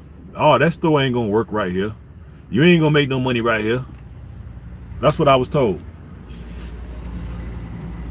Guess what I told them? Yeah, y'all probably right. Y'all probably right. Probably ain't gonna make no money, but I'm gonna try it anyway. Because I won't be able to live with myself if I didn't try it. So I'm gonna try it, and if it fails, I'll move on and do something else. That's how I shut them up. You just agree with them and just keep doing whatever the hell you doing. And then when you look up, I had 3 stores. Them same people ain't got a god doggone thing to say. And that same time I had them stores for 10 years. Them same people ain't do nothing. In that 10-year period, I ain't see them move an inch. They was in the same position. Tim Reed was his name. There you go. There you go. Thank you, Antonio. Tim Reed. That's it. I remember it now. Yeah, that brother was in error. He never should have went down. And if he was gonna go down there, he shouldn't have went by himself. Okay? That's why we need a community. That was the other reason why I said we needed a community, because he goes to somebody else. See, this is the problem with us.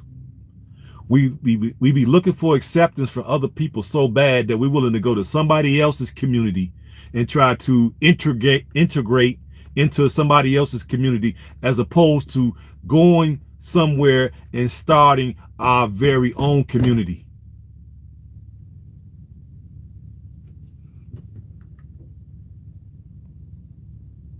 They can't get me off topic. That's the problem. You see, I ain't got off topic not once. I ain't worried about them. I like when folks come in here with that foolishness, so we can show, so we can see, because we're so used to, just block. I block them. Eventually, you're gonna get blocked, but just to show you that these people are not no match for when we on task. I ain't jumped off the subject not once. It's good that they came here and said that, because they give us more fuel to do what we want to do, because we realize that when they start saying stuff like that, why are they saying that? See, that's the first thing I think. Then I'm thinking, like, who's saying it? Why are they saying it? And are they offering anything of an alternative? No. No, they're not.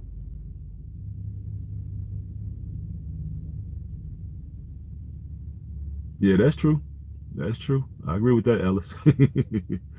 uh, Wish you well. Thank you. I'm going to unsubscribe. You all talk and don't listen. All right, cool. Appreciate you, bro. Matter of fact, let me help you out. There we go. See how easy that was, people? Not upset.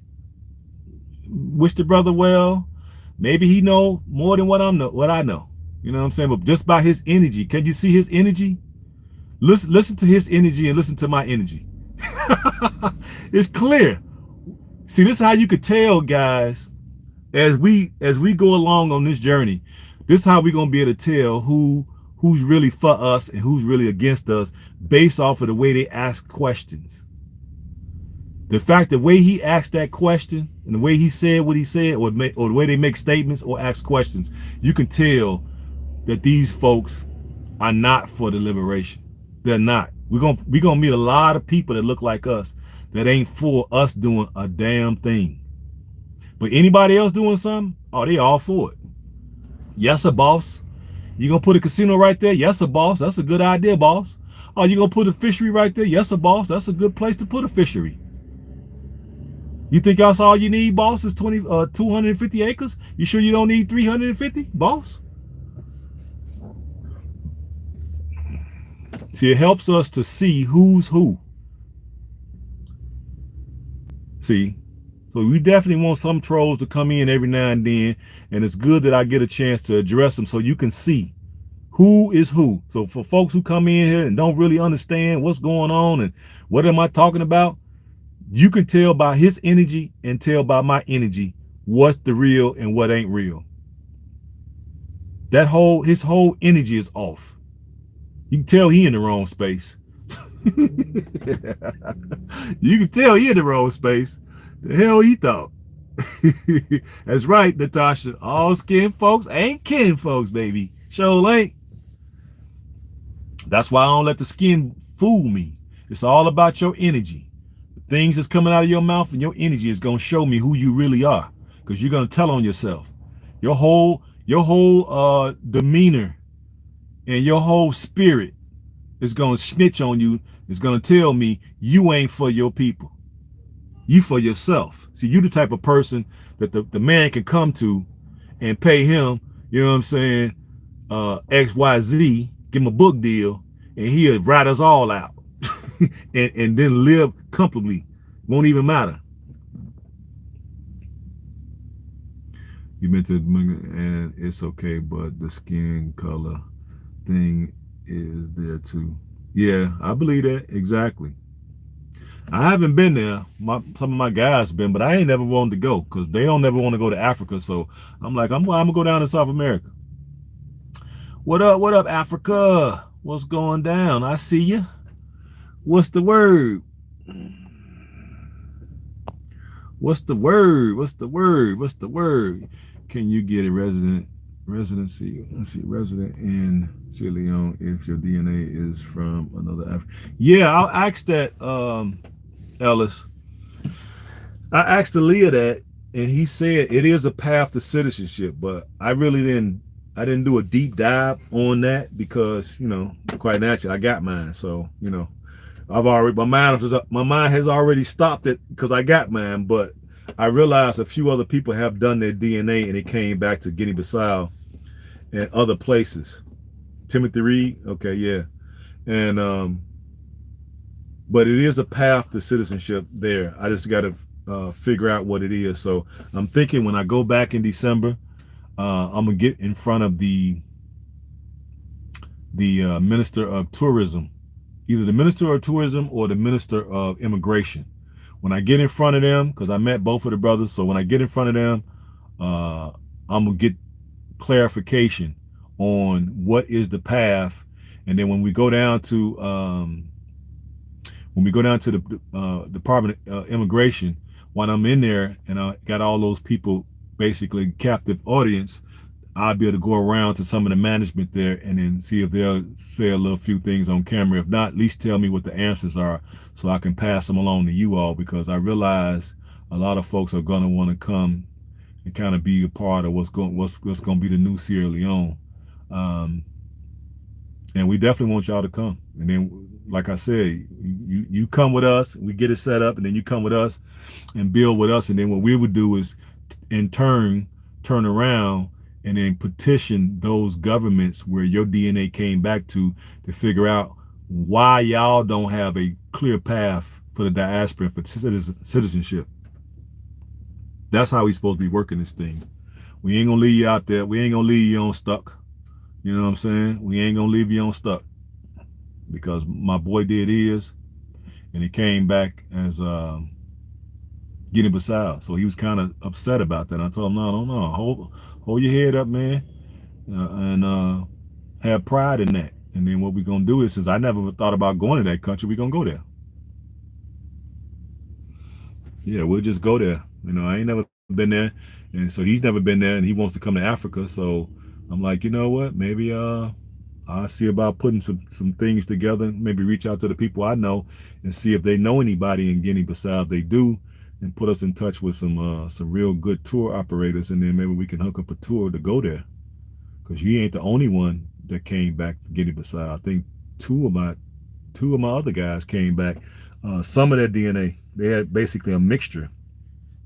They had 3 Sierra Leonean tribes and 1 Guinea-Bissau tribe in their DNA. I was like, wow. But it's been known for that whole Guinea coast there to marry and intermingle. So it's not a surprise, Yeah, so yeah.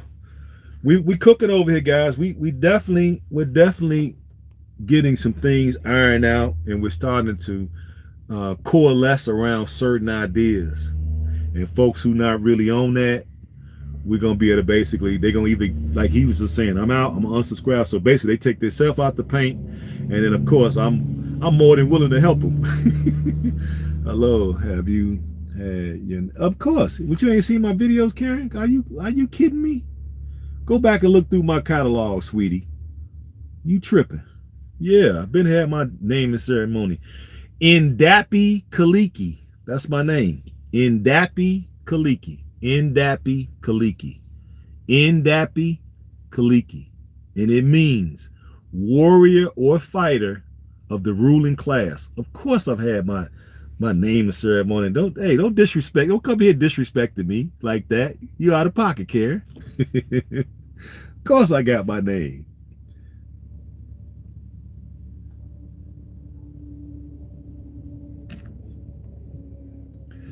What you laughing for, Natasha? Yeah, of course I got money. Don't come in here being disrespectful like that, Karen. You out of pocket. First of all, you came to class late. You know what I'm saying? I'm just not seeing you. You know what I'm saying? Then you come in here with an inappropriate question. It's all good, though. I still love you, but I'm just saying. Of course I got my name. Go back and look through my videos. You'll see it. I got it all up there for you to see. And if your DNA come back to one of the 15 tribes in Sierra Leone and you come with me, we will be at your naming ceremony, and I'm gonna get a chance to film you and interview you and see how you feel. I was on cloud nine when they gave me my name. And that name fit me too. I always consider myself a fighter or warrior. Hey, what up there, Sawyer? Let's see. Hey, I see we are talking about the nature of email earlier. Yeah, I see it. Yeah, you sent me that email, and three other folks sent me something similar on the same topic. So I started out talking about that, and we just kind of drifted around and just kind of figuring out ways to have solutions to what's going on, because us just being upset and frustrated that these people are making these type of moves is the equivalent of us having a ball, and then they get we put it down because we tired of playing with it, or we really weren't interested in it in the first place. Then they come pick it up and start playing with it, and then we see them with it. Now we want to play with it. That's the equivalent in my mind. So what we have to do is we have to figure out how can we counter what they're doing. If they coming with 55 million, y'all know we can't come up with $10 between all 1,500 on my platform. We could barely come up. I only got 5 Patreons, so I already know we can't come up with no 55 nothing. So how can we counter what these people are doing? And to me, the only way I see that we can really truly counter this, we first got to what's the best way to say this? Let me read this. I think I can feel the tension in this room. I'm glad he's gone. Yeah, he's gone. I got rid of him. Plus, he unsubscribed anyway.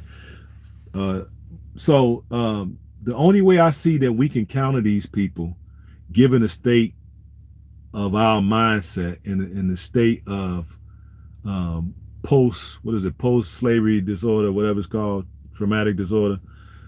Given the fact of all that, the only way I could see us mounting a real challenge to these other folks, that we got to foster more of a communal spirit. And the only way we can do that is we got to actually live together. I can't see how else we're going to get it done, because at the rate that I'm seeing us come over there, and what I see where we're landing, we're just kind of picking a spot. We're showing up with all our stuff, and we saw a few videos, and then we just pick somewhere and we just plant our flag.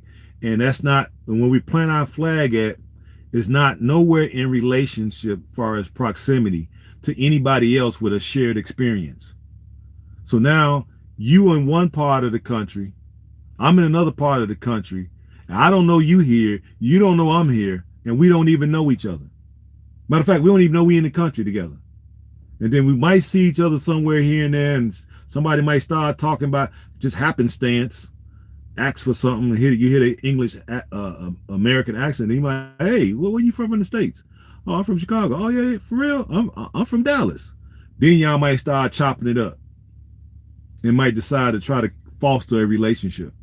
To me, it only makes more sense for us to try to move in the same proximity, foster a communal spirit again, and then from that we can start to trust one another because we live together, right?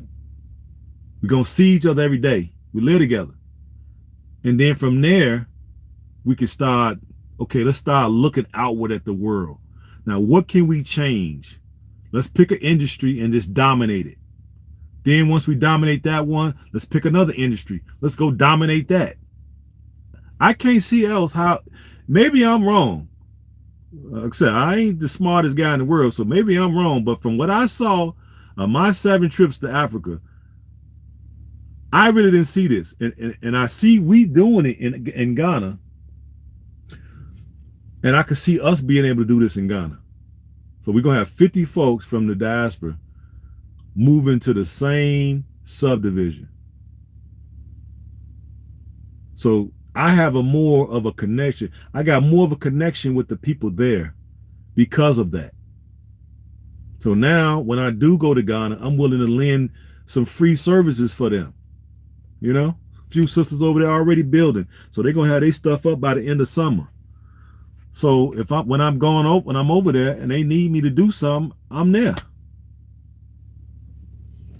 You don't really see that happening here too much no more. Your neighbor next door, he cutting his grass. You gonna leave your grass just as tall as it want to be.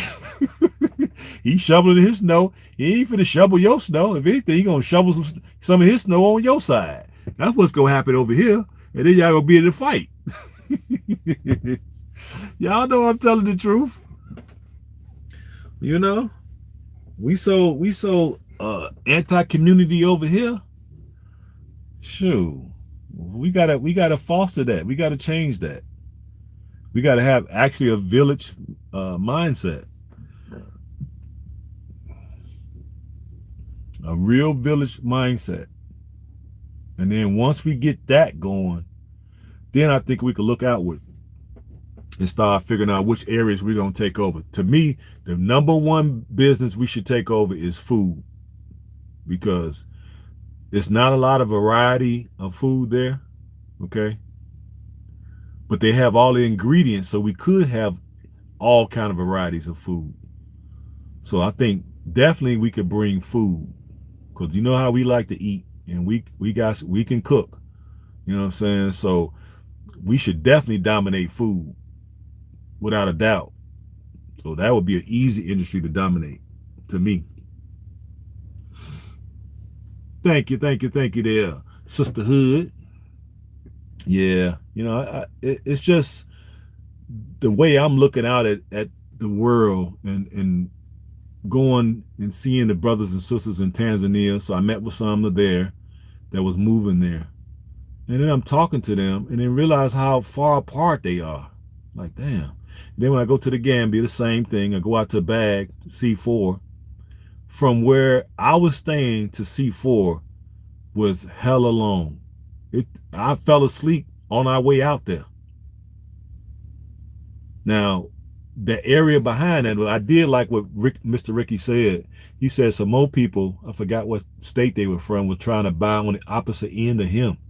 So that made me think of this idea. So it wasn't necessarily, all these things came together to help me come up with this.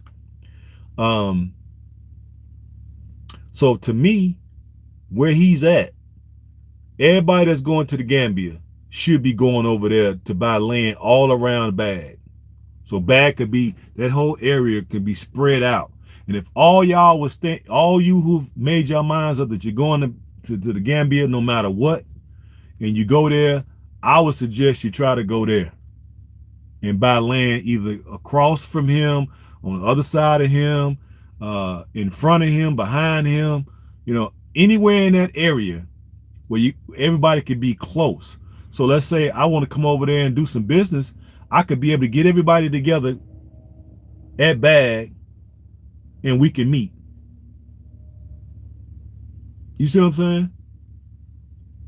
That's what I'm saying. Or even if we didn't do no business together, it's just good, friendly neighbor. It's just a friendly neighborhood that would be folks who know each other, who has each other back. If something's going on with you, you can give them a call. They can swing over there, help you out. If something's going on with them, they could call you. You're only 5 minutes away instead of on the other side of the damn country. You know what I mean? Do you think a Jamaican restaurant? Of course, Jamaican restaurants will make a killing as long as you make good Jamaican food and you're able to keep it supplied with all the necessary supplies. Because I realize in certain places when I go get Jamaican food, they run out of things quite a bit. So if you good with your purchasing, right, and you able to keep all your, like this one place, I love fried plantains. I went to this place 4 times in a row. They had no Jamaican joint in the Gambia, no fried plantain. I said, man, next time I come here, if y'all don't have plantains, the next meal when I come here is on y'all. So yeah, as long as you can make sure you do your purchasing properly and you got really good food, you'll do well. Give people more than what they expect to get, because some of the meals kind of be on the skimpy side. So if you don't mind, load them plates up. You know what I'm saying? Have people walking out of there can barely breathe, and you'll make a killing. Is Bag near shopping district? No. You will have to move to Bag and y'all pick an area and make your own shopping district. You ain't got to go to no shopping district. You make your own shopping districts. Love Bag. Yeah, me too, Kim. A black Mexican restaurant should do very well. Yes. Yes. Mexican would do well. Yep. It would do well. Especially if you do a black version of Mexican. You know what I'm saying? We'll put a little bit more soul into it, a little bit more flavor into the food, then yeah, you'll do fine. Yeah, you develop your own shopping district. You get Karen, you get yourself and five other ladies or five other guys that's into fashion, into selling clothes. Because I used to be into selling clothes, so I would definitely be interested in something like that. And me and you and four other folks could get together. If we was living in the same community, we could get together, pool all our resources, and go buy all the stuff that we need to buy. And we could set up 5 or 6 shops next to each other. There is your fashion district. And then we'll make it to the community. We'll let them know, put flyers everywhere, have community meeting. We'll get the push notifications on our phone, and we'll send out notifications. We have sales, we have a grand opening, we have free giveaway, we have raffles, we got a festival. We're gonna have a festival around the clothes, all that. You develop your own. We don't need to go do nothing with nobody else unless we just want to. What I'm saying is a little bit more harder to do, but it can be done. You know what I'm saying? You just need the right folk. That's why I say you need people to motivate. See, I'm a motivator. You know, now I've did the clothes, and so I know how to set that up. You know what I mean? I bought most of my stuff from the Koreans, but they love me because when I came through there, I'm spending 10,000. They like, who the hell is your customer? Don't worry about who my customer is. Just bag up the stuff I asked you to bag up. You know what I'm saying? And after a while, they was like, shoot, we give you credit. So I had like a $25,000 credit limit with them. So I just come over there. I had a van, cargo van. I would load that sucker up, come back, man, supply my stores, and was killing. Then pay them their money back.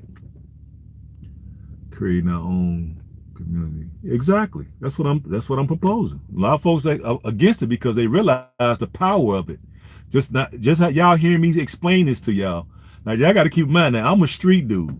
I'm an ex-street dude, turned Muslim, in the prison, and the way the Muslims operate there showed me how we need to have a community, because it was a small number of us, right? Maybe 50, right? Outnumbered by all the gangs. You got the white gangs, of course you got the black gangs, right? It's only 50 of us, but do you know those 50 guys were the most respected out of everybody? And why was they so respected? One, they had the most knowledge. They always were reading books. That's what got me into reading books, messing with them.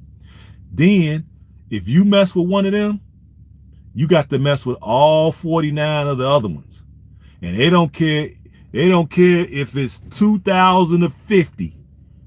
It's gonna be a fight. That showed me about community. I learned community from that. You know what I'm saying? So when I decided to retire from the gang and become a Muslim full-fledged, I had some doubts, but I was willing to fight my way out. But what really helped me was those brothers were willing to fight with me. So that taught me something. Like, you know what? Yeah, I couldn't have done it all by myself. Appreciate that, sisterhood. Yeah, it's a great idea. I mean, I'm just going by my assessments. You know, it ain't even my idea. That's what I'm trying to get people. People want to label it like it's my idea. All I'm saying is what I saw when I was there, the 7 trips I made to Africa. When I went to each community, when I was in South Africa, I saw that brothers and sisters. Exactly. He came from the streets, and that was one of the reasons too, because I read the autobiography of Malcolm X in jail. That was the first time I really even read it. But when I was in South Africa, the brothers and sisters that's there, I forgot. I don't know if that brother. What was he from? L.A. I want to say the brother that I know in South Africa is from L.A. So I'm at his house with him and his wife. Beautiful, beautiful man. He got a beautiful wife. So her sister was fine. Like, well, could I take the sister then? And they cooked the meal for us. I mean, guys, oh my God, it was the best food. I'm in there just pigging out, and they just like, help yourself, brother. Just get as much as you want. I'm in there just going mad, going ham, for real, right? And I realized, because I'm asking him questions like, why did he pick South Africa as opposed to anywhere else? And what he told me was, he's my bad. He's from D.C. I said, L.A. No, he's from D.C. Sorry about that. And he said he was in D.C. at the airport, and he locked eyes with the sister, and he got up the nerve, went over there, started talking to her, and she was from South Africa. They fell in love. They got married. He moved. He packed up and moved there. So I'm looking at that, right? That you just pack up and just go. Now he's in a community where he's the only one. Then I go to Tanzania. I see this sister. I can't think of her name right now. She's from Memphis, right? She didn't move. She's so sick of America. She moved. She was going to Ghana with us at first, but she didn't change her mind about Ghana because Ghana had the borders locked down for so long. So she decided to go to Tanzania. So when I was in Tanzania, I didn't know she was going to be there. She was there. So me and her in there chopping it up. I got pictures with me and her. And I'm like, well, why'd you pick Tanzania? And she was just like, I just want to get out of the divided snakes. I'll go anywhere, right? So she ends up in Tanzania, but then I'm asking her, like, what is she gonna do there? And the look on her face was like she didn't know. That worried me. Like, if you don't know, but luckily she met a guy, Jamaican brother, and he's been there, I think 10 or 12 years, I think he said, and he started a restaurant, and we was eating at his restaurant. His food was off the chain, so he gonna do well. But they kind of met and kind of hit it off. So I think she's angling to be his wife, so that way she can help him with the restaurant. So that's cool. So at least she got a way to sustain herself, and then she got a man to look out for her. So I'm like, yeah, that's probably a good look for her, because she didn't have, when I asked her what she was going to do, it's clear she didn't have a plan, right? So I guess that's going to be her plan. So, kudos for her. But just to show you, people are moving there with no clear plan on how we going to get this done. They're not.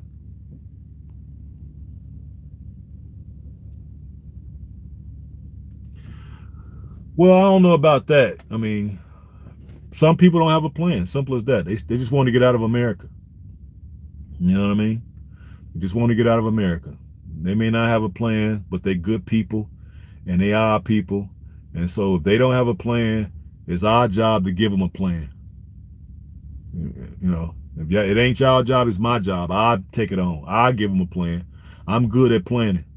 The execution is my part I got to worry about, but planning is not a problem. Getting the stuff organized and all that, I can do that. So if she ain't got no plan, because I was gonna put some, but when she said she had this her guy, she picking on him, she choosing on him. He seemed like he choosing on her. Hey, there go your plan right there. He's 6'3", light skinned with dreads. There go your plan, baby. You know what I'm saying? Work your plan. You dig? Every chance you get, work your plan, sweetie. And I know she will. You know what I'm saying? So that's what we got to do. And then when I go to Ghana, sort of the same thing. I know a few people. Don't be laughing. I know, but hey, it is what it is. Let's be real now. Sister over there, she's ready to leave, and she ain't really got no plan. She got one now. She got one now. You know what I'm saying? He's 6'3", light skinned with dreads. And a cool cat. You know what I'm saying? I like him. So, more power to him and more power to her. Hope they get married and be prosperous, Then when I went to not South Africa, but when I went to Ghana, I know people in Ghana that moved there from America that's homeless.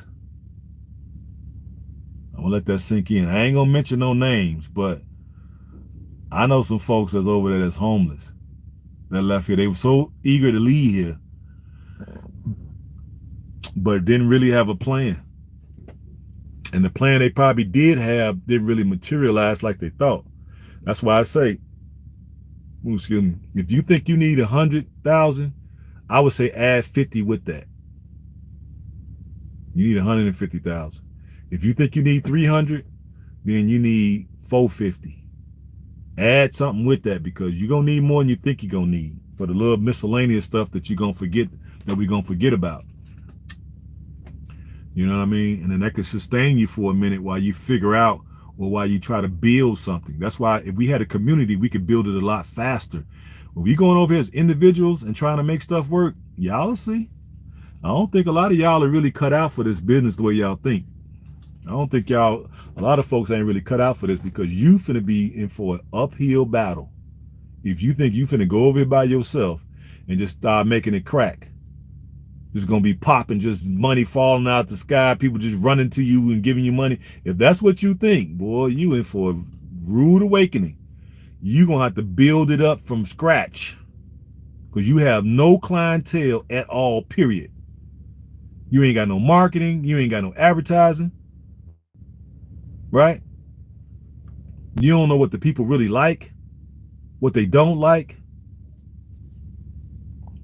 You ain't got no feasibility studies. You ain't got nothing. So you finna go over there with our Americanized thinking that okay, it works for us.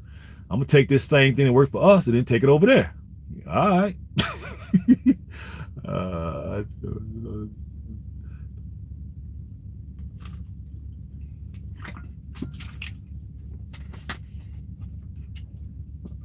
Yeah, but that's what it is. We gotta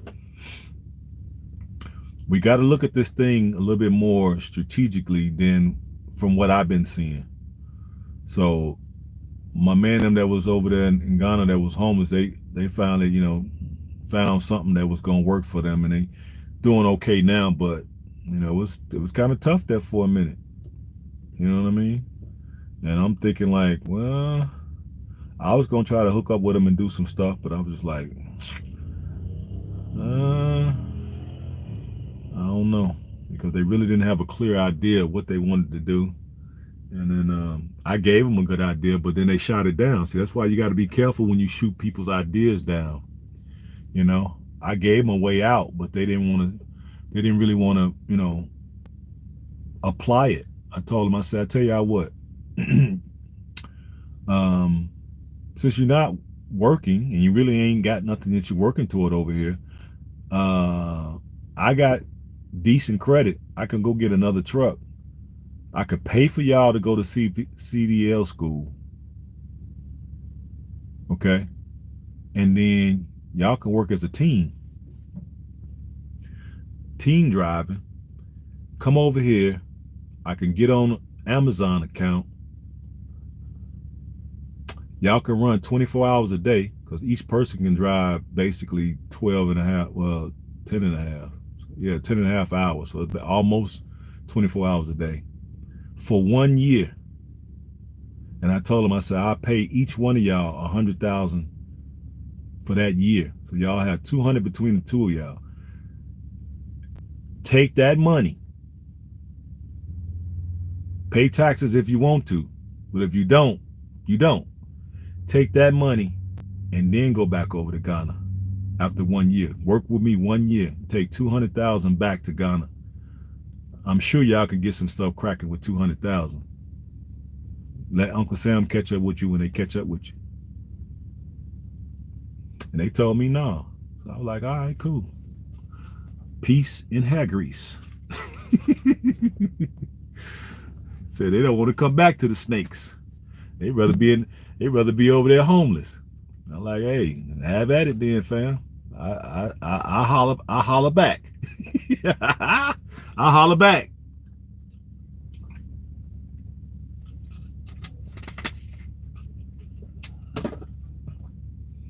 But they probably didn't understand how the business really, I think it's just more of a misunderstanding, because if you don't know about certain industries, when somebody's telling it to you, you probably don't believe that it's true. Yeah, that's all I think it is, because I remember when folks were telling me about certain industries back in the day, I didn't listen. You know what I mean? So I get it. I get it. You know, that's why I have no hard feelings about it. But I felt like it could help me. I could have grow my business a lot faster than would have gave them the income they needed to go back with, and then I would have made a decent amount myself if they would have drove 24 hours a day basically for a year straight. You know what I mean? You live in a truck, and that live in hotel rooms, and then you know drive, stop at Walmart, get your food, cook in your truck, and all you need is some sweats to drive in, shorts in the wintertime, sweats in the wintertime, shorts in the summertime. You know, you wouldn't have to spend a whole lot of money.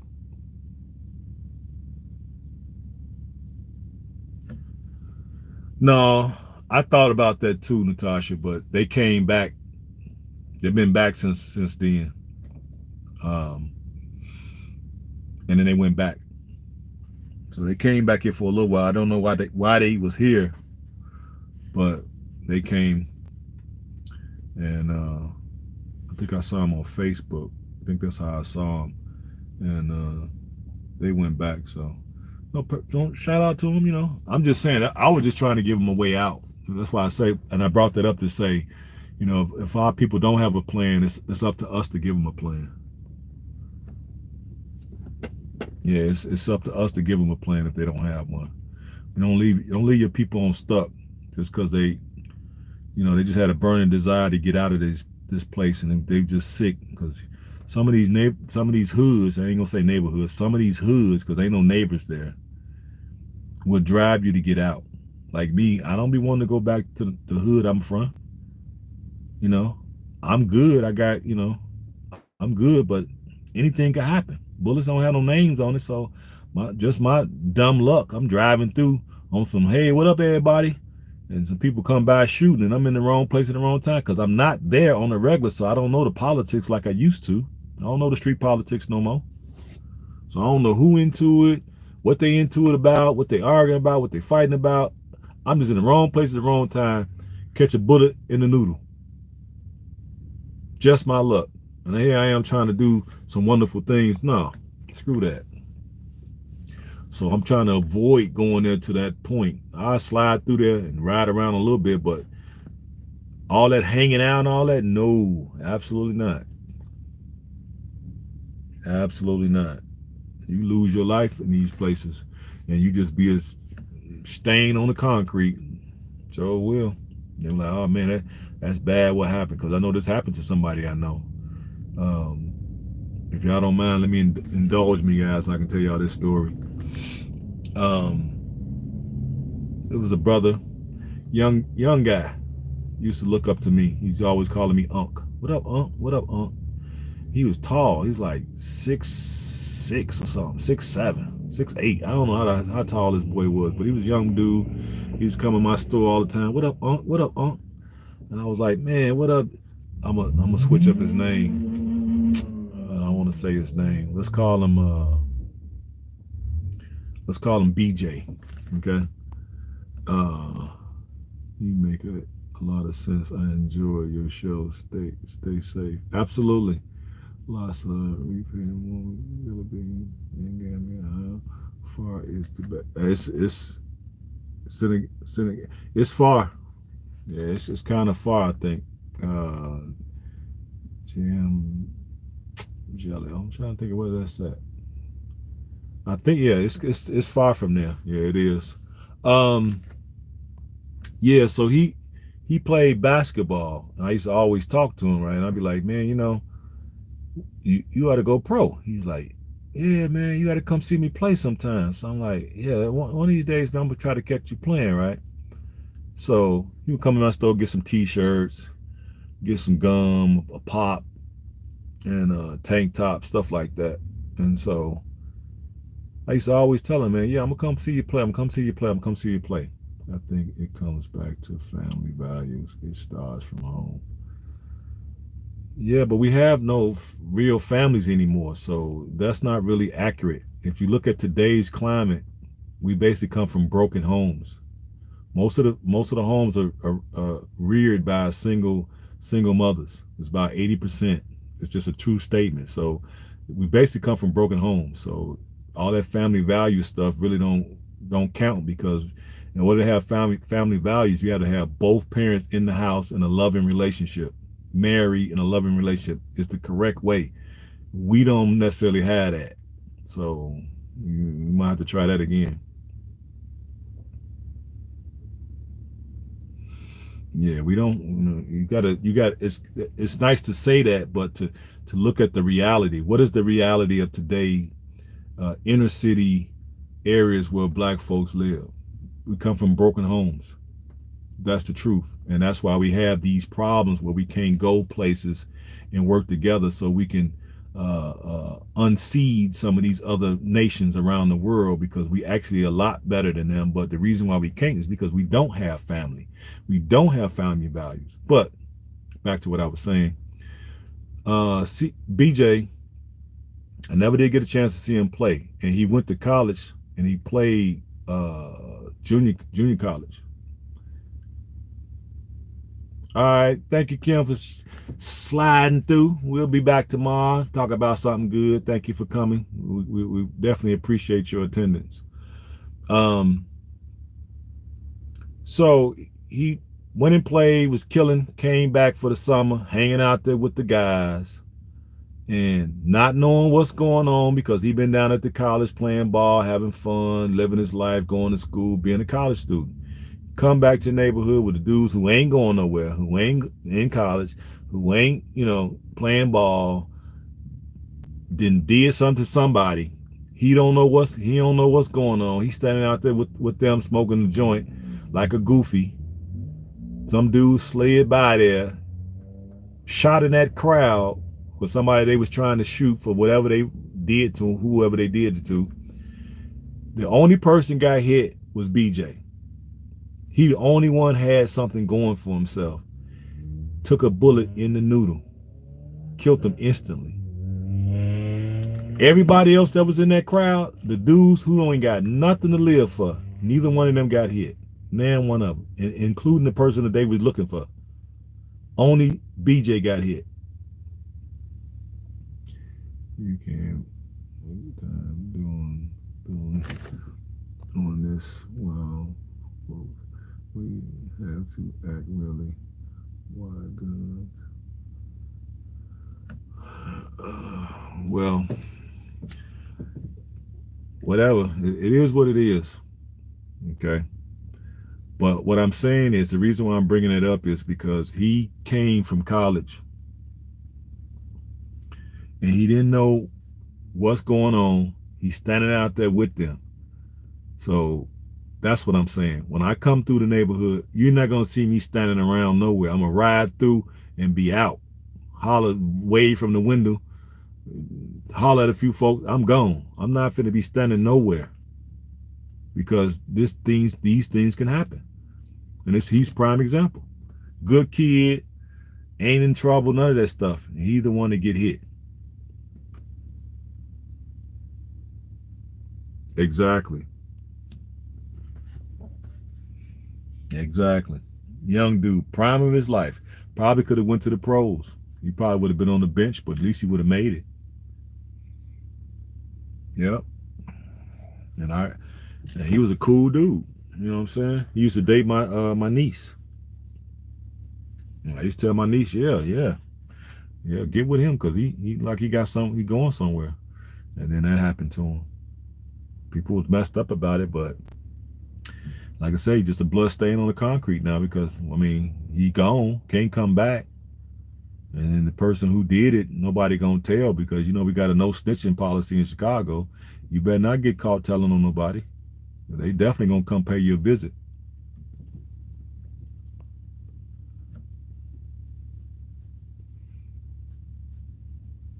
Yeah, that's basically what we got to do. You got to get around like-minded people who think the way you think, and who want to see people do better. You know what I mean? But you gotta be, first of all, we have to be honest and take a true assessment of the situation that we find ourselves. We got to really look at reality and not run from it, because we can't solve this problem if we run from reality. You know what I'm saying? I come from broken homes, so I understand what they are. And folks try to come here and say there ain't no such thing, you a lie. I come from that. I just was fortunate enough to come up out of it. A lot of guys don't, and sisters don't come up out of it. My brothers not right, and brothers and sisters now out here, ain't doing the best. They look at me like I'm privileged somehow. I'm like, well, I'm privileged because I get my butt up every day and go out here and get it. Ain't nothing coming to me. If I don't get my butt up and fire this truck up, make sure it's running right, and do my paperwork and pay my taxes, and smile when I need to smile, and be professional when I need to be professional. If I didn't do that, I couldn't. Man, no. You grew up in the projects, really? Yeah, it's cool. I think there's that light behind me. Oh, okay. Is that the police? Yeah, that is the police back there. But yeah, I mean, ain't nothing wrong with the projects. I never grew up in them, but the west side might as well be the projects. The whole freaking that side of town might as well be the projects. But yeah, I mean, once you make up out of it, you make it up out of there. I just know I didn't want that for my son. Even though me and my ex-wife didn't work out, I still tried to be as cordial with her as possible for the sake of my boy. Being from the Gambia, we have our own issues. Yeah, of course. I've seen them. I've been to the Gambia. I've seen the issues. I've seen the ones in Sierra Leone. I see the ones here in America. I see what's going on in South Africa. I see what's going on in Ghana. Everybody got issues. I get it. The only thing that we need to be concerned with at this point is to look at those issues realistically, not try to color them so they don't look so bad. No, we have to deal with it. I don't try to run from my past. I don't try to run from where I'm from. Chicago is a bad place. It is. And if you don't know how to navigate it, you're gonna get hurt. But you can't walk around there trying to be it ain't that bad. No, you need to think, yeah, it is that bad, because you can slip, and next thing you know, you catch one in the noodle. So you got to understand what you're up against. That's why I tend to stay on the road and stay away from there as much as I can. And now when my boy get here, you know what I'm saying, I'm going to be on him about keeping him about the neighborhood, keeping him from around there. Even though where he's at, where my ex-wife stayed, because he's going to go back and stay with her, it's not as bad as where we're originally from, but it's still bad enough. So I want to keep him on the road. You know what I mean? And then ultimately, we're probably just gonna grab an apartment out in the suburbs somewhere, and then do what we're gonna do in Africa. So that's the main focus. But yeah, when he comes back, is to keep him about the neighborhood too, because he's at that age range, 24, 25. So he fits right there in the gang banging age range. So yeah, we definitely got him, and I'm gonna be making sure I might remind him when he gets back. Hey man, I remember now you're back home. You got to remember you in that age group where dudes, is gang banging. Okay, so you're gonna have to be mindful of what you wear, be mindful of what you look like, be mindful of all these things, because don't think that nothing can't happen, because we know it can. And then just to basically keep him about the neighborhood. He has a car, so that he won't have to be on the bus or nothing like that.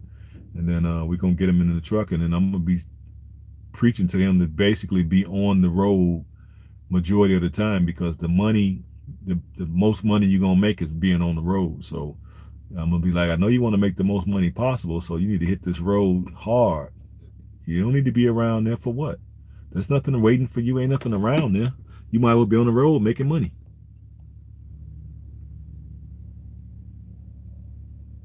Exactly. Got to stay busy.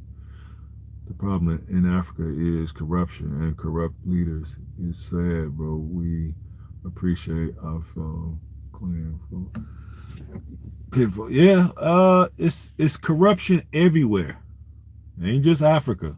I see the corruption there, but it's similar corruption here. Similar corruption here. For free paid by the U.S. government. It's called the Birth First Act. Oh, okay. I'm not familiar with that, Karen. But yeah, you got corruption everywhere.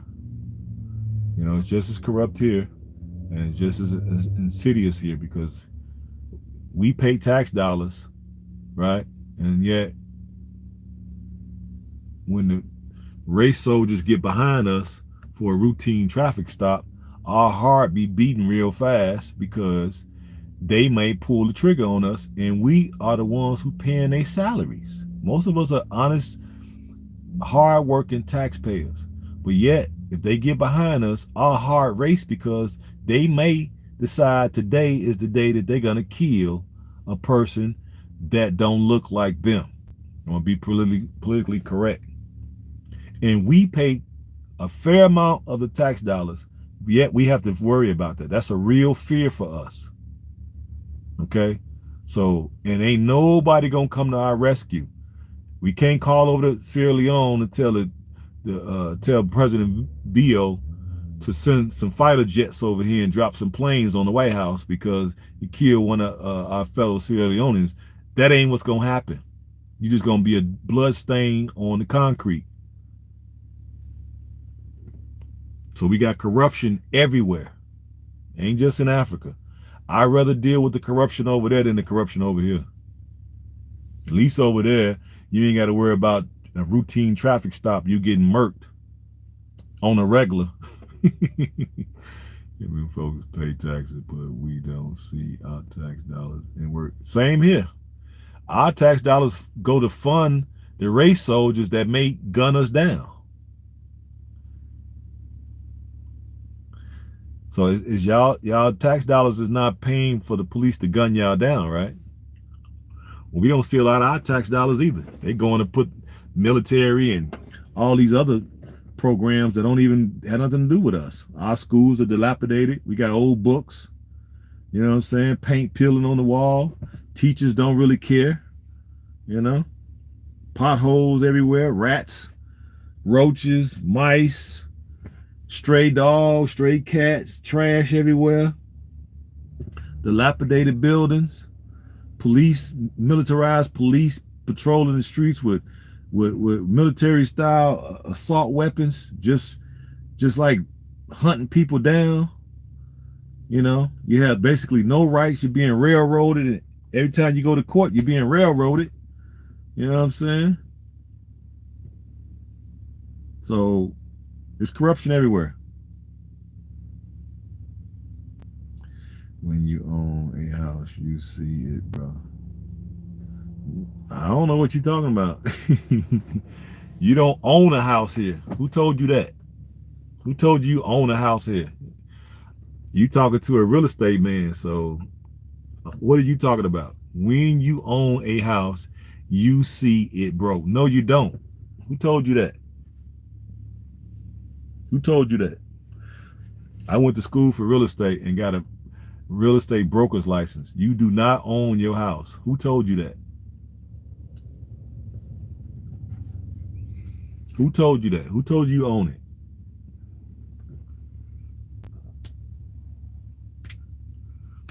Don't pay your property taxes and see what happens.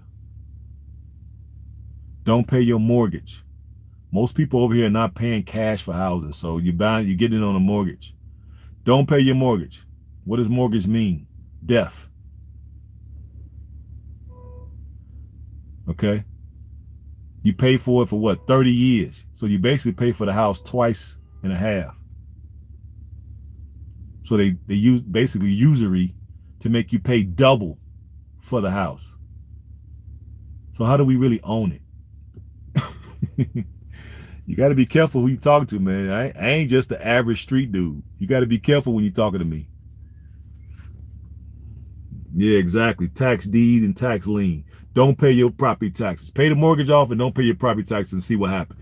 Tell me if you own it when the sheriff come and put you out of it because somebody bought your taxes. All right, good night, sis. Come anytime. We appreciate your presence.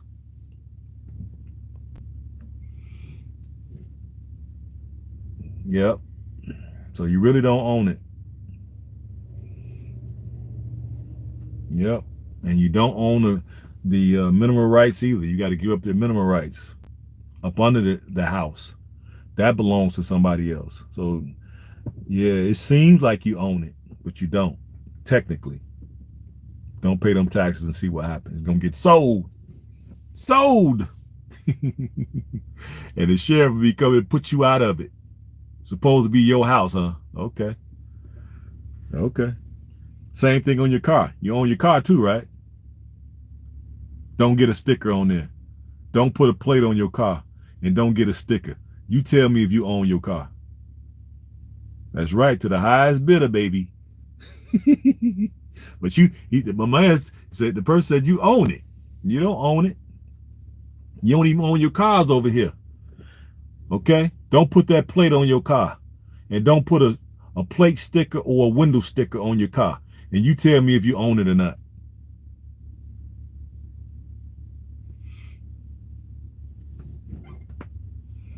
Yeah, brother, African leaders are the most corrupt. No, they not. No, they not. You're saying that, but you don't really understand what we're saying. The most corrupt leaders in the whole world is right here in Nevada Snakes. They way worse than the African leaders. Way worse. We're not even finna have a discussion. They way worse. We would much rather have their form of corruption than the corruption that we have to live up on over here. At least we'll be able to breathe over there, and we ain't got nobody hunting us. The police pulled me over. The most they gonna need is a couple of dollars, and laugh it off, and then we probably see each other at the bar, and we become friends. You ain't gonna have that here, okay? If you own your land and you own your house over there in Africa, you own it. Ain't nobody coming to take it from you because you ain't paid no property taxes. Yeah, I know they pay taxes over there, but y'all don't pay as much as we do. Remember my first year in trucking, my first year taxes was $17,000. Do y'all pay that kind of tax? Hell no.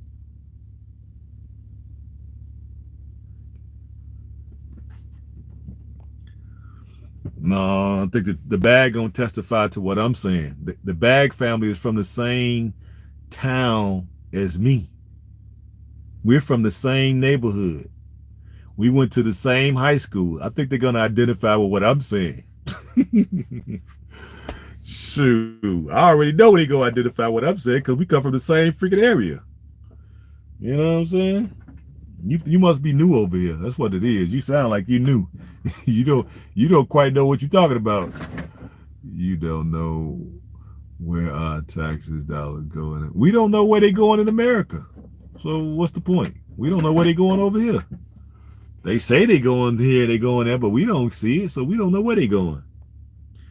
That's why they moved. Exactly. That's why they moved to Africa, Natasha. Because they were sick of the corruption here and what Mr. Ricky called the illusion. They were sick of the corruption here, so they rather go over there and have the African form of corruption than the corruption that we have here. All government. Tell me one government that ain't corrupt. That's what you do. It's funny. Being in ATF for 40 years, bro. That's cool. So you already know what I'm saying is true. I know you probably feel it was better here, but we don't feel that way. You know, our ancestors were murdered, lynched, hung, castrated, burned alive. You know, our sisters were grape ape. You know what I'm saying? And babies cut out of them and babies snatched from them and sold away. Man, we done went through some stuff here, bro. So ain't nothing you could tell us. You've been here for 40 years, that's true, and you see things from a different perspective, but I would much rather be in Africa. I just want to be over there and not be poor, not be homeless. That's it. They let those 13 to 30 travel for free. Okay, well, I don't know nothing about that, Karen. I guess I'm gonna have to look at it because, well, I'm outside that age range, so.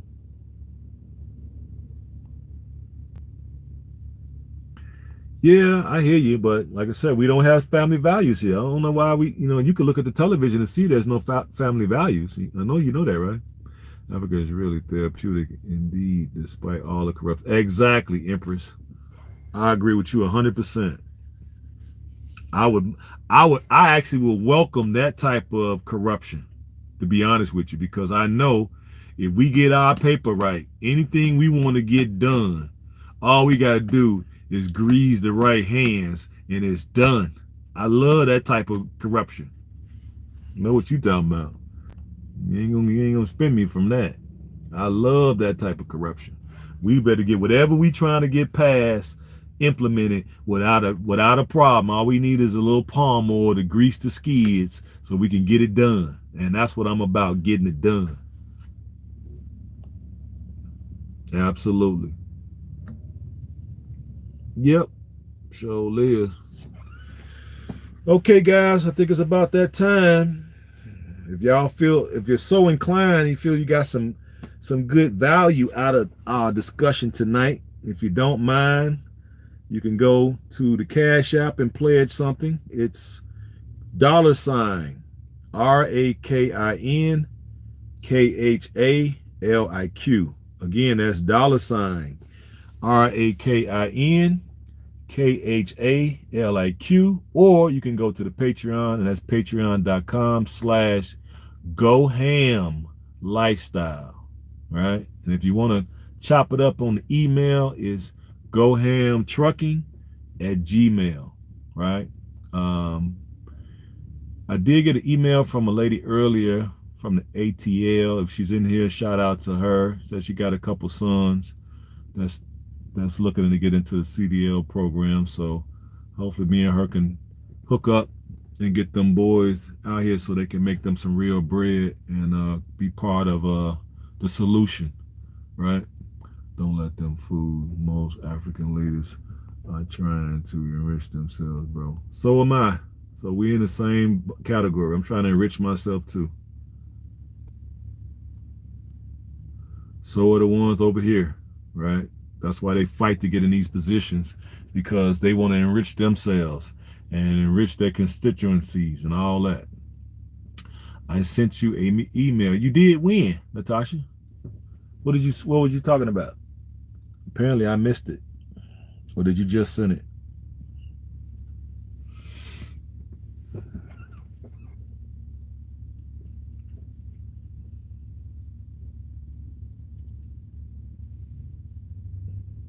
Yeah, we going over that, man, no matter what. So we don't care about the corruption, bro. So you're beating a dead horse. We coming no matter what.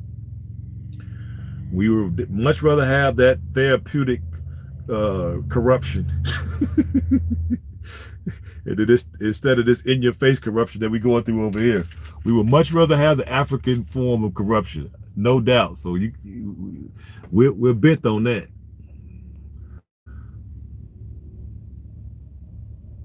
Oh, you did? Oh, that's a good thing. Yeah, it's a done deal. We out. So I don't care what. Hey, I take it. Give me all of that, because that's all I care about. They trying to enrich themselves. Okay, well, I'm gonna help enrich them too. We gonna make sure that they gonna get enriched, because we gonna get what we trying to get. That's what we trying to do. So if that's what they want to enrich themselves. We gonna make sure they get that, what they trying to get, so we can get what we're trying to get. Later for all the other noise, because everybody else go there and do it. So we gonna do it too. We ain't finna go there and complain and this, that, and then start whining. And all the Chinese go over there, they grease the skids. The Lebanese, they grease the skids. The Europeans, they grease the skids. The East Indians, they do it. We gonna do it too, but we gonna get further along, because we identify with the people, and we got a genetic claim and a historical claim and an ancestral claim to that land. Dig that.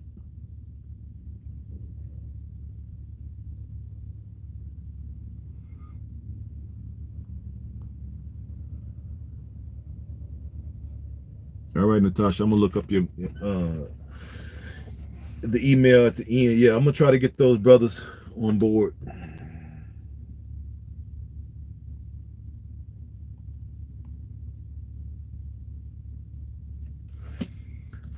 Did you work at Pizza Industrial in Atlanta? Yeah.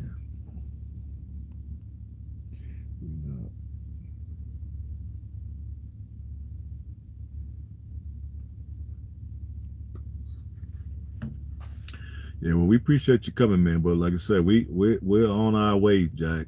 Ain't nothing stopping this show. It's back to Africa. That's all. That's all we thinking about at this point. Most of us want to get up out of here, and some of us are doing well here, but we could do even better over there. You know what I'm saying? We want to have so many eyes and so much scrutiny on us, and them trying to block us at every freaking turn, creating new laws every minute of the day to basically keep us in a box. Okay, these laws is meant for us. They're not really meant for everybody. They're meant for us. Exactly. I agree that, Empress. I'm there.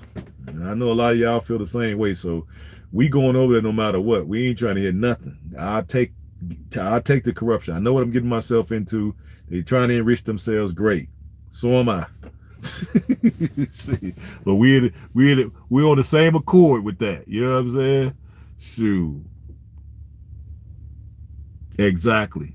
It's who you know, not what you know. It's who you know, Empress. I agree with you 100%. So we gonna make sure we grease the palm of the people who need to know, so we can get some stuff done. I ain't trying to hear nothing. We try to get shit done. And we gotta play the game. Let's play the game. Okay? The rest of the people doing it. Ain't nobody saying nothing about them. You don't hear nobody coming in here talking about the Chinese and the East Indians. I've been in, I seen the setups they got. They ain't got them setups over there without greasing some palms. Come on now, stop playing. Stop playing. All them stores and factories and this and that, man, come on. I already know what they doing. They ain't got there on their own accord. They greasing palms. And we gonna do the same thing to get accomplished what we're trying to get accomplished. Only thing is we gonna do it better. That's right. We gonna do it better. If that's all it takes is for us to enrich a few folks to get whatever we trying to get accomplished, why wouldn't we do it? And then compete against these folks that don't look like us. Because we got more of a historical ancestral claim to the land anyway. That's our birthright. Them people ain't there for the same reason. They there for economic opportunity. We there for cultural, ancestral, birthright reasons. Man, screw that. We there. Ain't nothing stopping this train, homie. Sorry. Go tell that to the Chinese. Maybe they'll listen. Or the East Indians. Try to tell that to the East Indians. All right? Or the Chinese come all the way from China to have a business in Sierra Leone. Come on now. Stop it. Stop it. God, our fellow brothers and sisters, and I will guide you in construction anytime, anything. I'm trying to folks in Africa taking advantage of our folks. Yeah, but see, are you tired of them taking advantage? Are you tired of the other folks that's in those countries also taking advantage of the people? See, that's my focus. Okay? It's okay if it's okay for us to exploit each other, because at some point we still care about each other. But what I'm saying is these other folks, from what I saw, they're more the exploiters. Okay? Because when brothers and sisters over there are going through a tough time, they tend to come through for each other. But them other folks, man, they stand over our people like a hawk. And they mean and they're nasty. And they disposition, the way they be looking at the people, it irks me. Talk about that. If you want to talk about something, talk about that.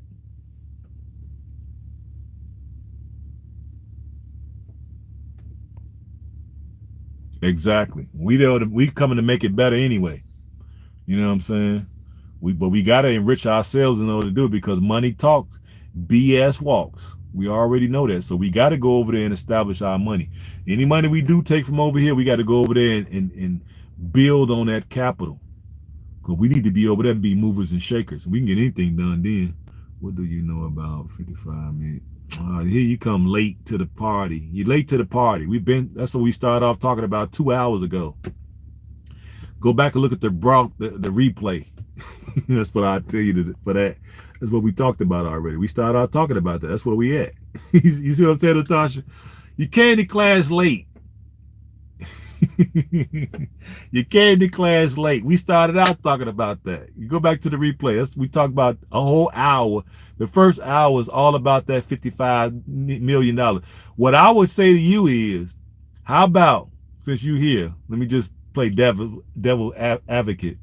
How about you loan us $65 million, and then we go over there we'll put together a proposal that's going to be better than the one that the Chinese have, and then we're going to offer the Sierra Leonean government $65 million and a better proposal for a more sustainable, more environmental friendly uh, um, green hatchery fishery, and that's on that same land. So can we borrow 65 million from you? Could we borrow 65 million from you, and we'll put together a better proposal than the Chinese? That's what I would say to that.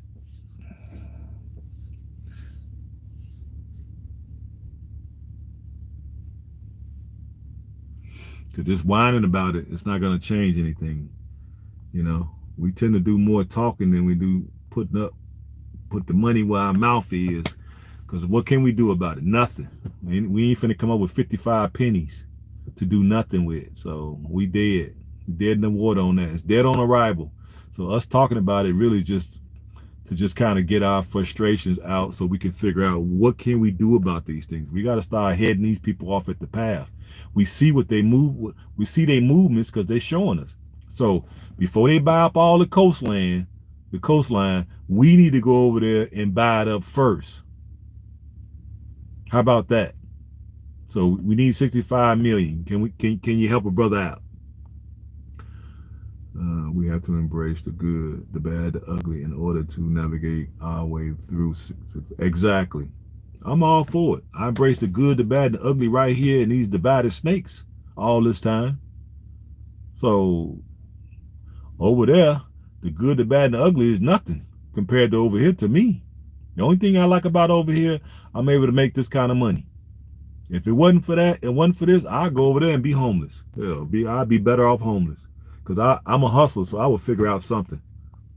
It wouldn't hurt to learn Chinese when you get to...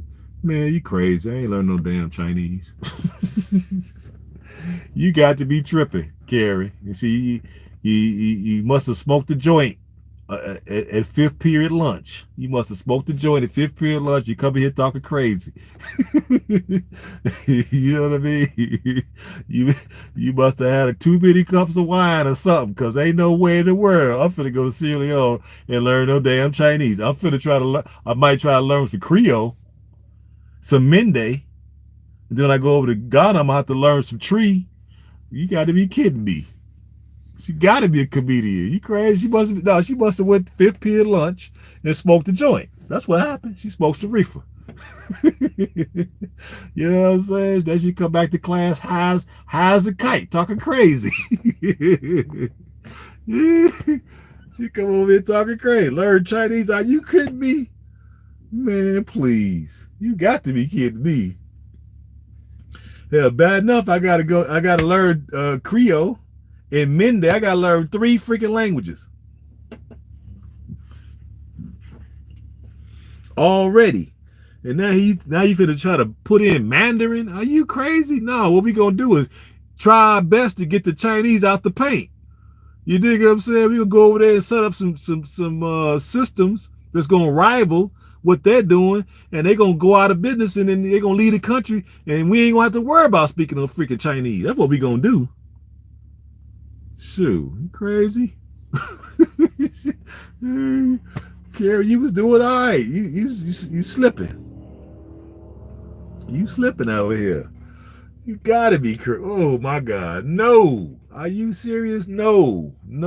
If anything, they better learn. Creole. If anything, they ain't trying to learn our language when they come to these countries. So why are we trying to learn some Mandarin? Are you crazy? No, absolutely not. Sorry, I ain't even going for it. And then they not that deep. It ain't like they everywhere. No, I've been through that country. It ain't a whole lot of them. So we don't want to paint the picture like they just everywhere. No, that's not it. It might be, it might be just from what I'm seeing, it might be a couple thousand out of 8 million. So well, I don't want to paint the picture that they deep as hell. That's not the case. No, I saw probably less than 1,000, if that.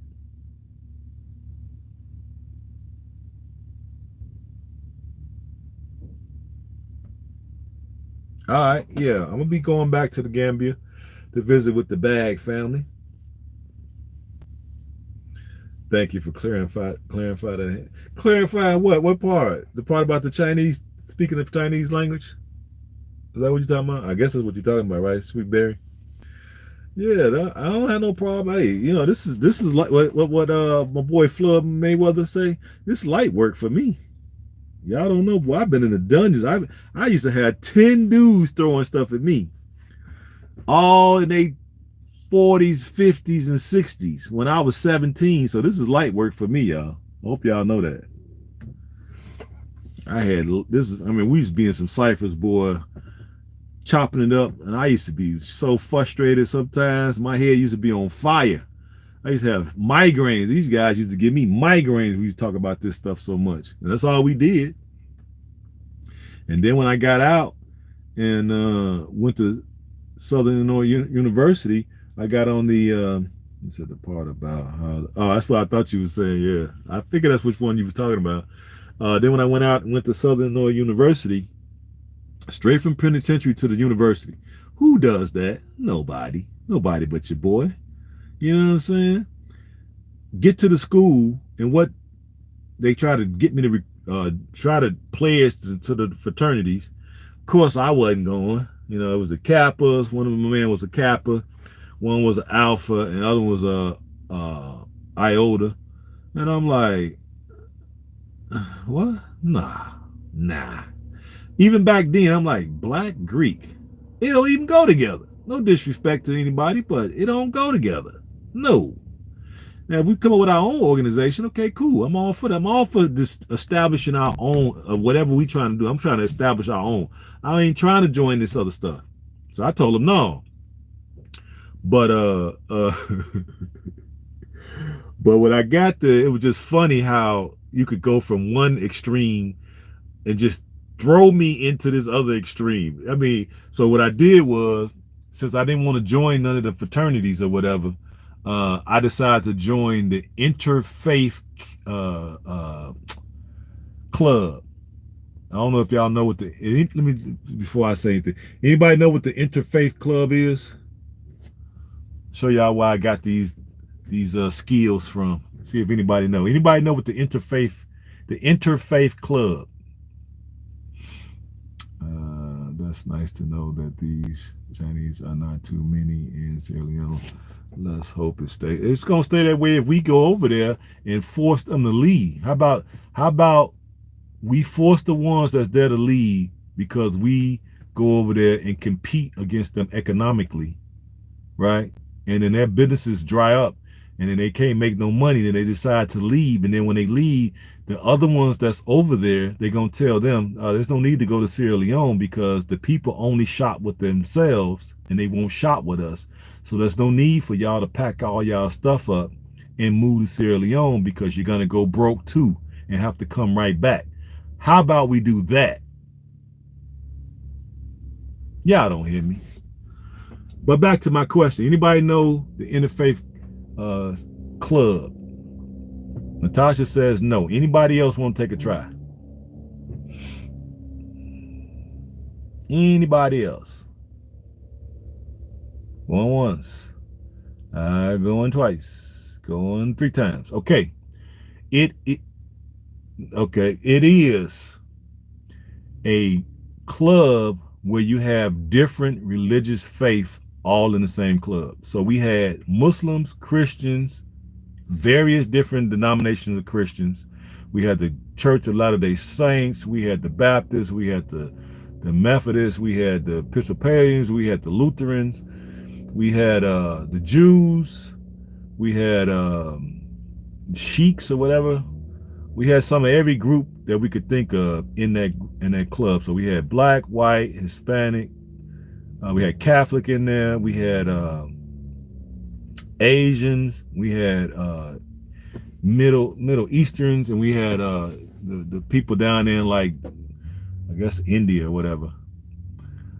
All in the same club. And what we would do is we would set tables up outside. Would you make a? Let me see. You would make a great question, dog. I don't understand that, Karen. You would make a great question, dog. Yeah, you have to come a little change that for me so I can understand it. So what we would do is we would set tables up. I think it was Tuesdays and Thursdays. I think that's the days. I think, or was it Mondays and Wednesdays? One of them. And we would set tables up outside of the student center. I listen in for 2 hours and just want to say you're a wise man. Thank you for your insight and provocative ideas. Oh, well, thank you. Thank you for your attendance and for listening to me. But we would set tables up outside of the student center, okay? And then every faith would be represented at that table. And we would have pamphlets, right? Q dog. Oh, Q dog. Okay, I see what you said.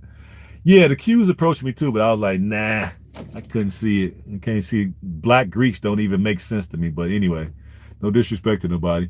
And we would set our tables up outside the student center, right? And then everybody would have their pamphlets representing their particular faith. So I was there representing the Muslims.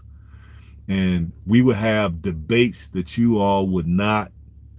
Look, these debates should have been on film because we used to be in there battling it tooth and nail. And then people will come and hear us battling.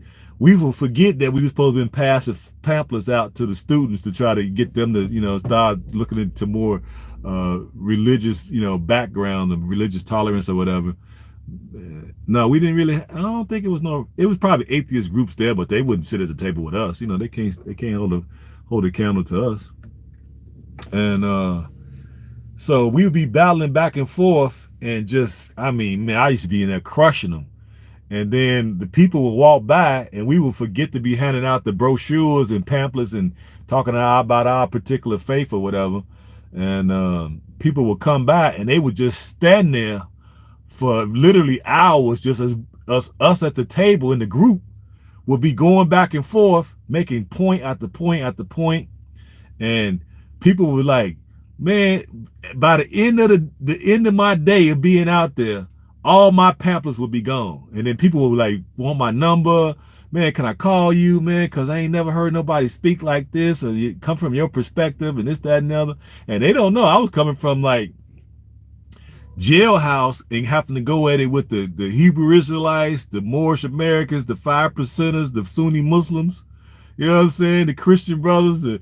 We used to be in there going at it. So I just brought that out of the penitentiary with me and brought it out here and put it with this club. And that was the perfect match for me. That's why I never joined the fraternities.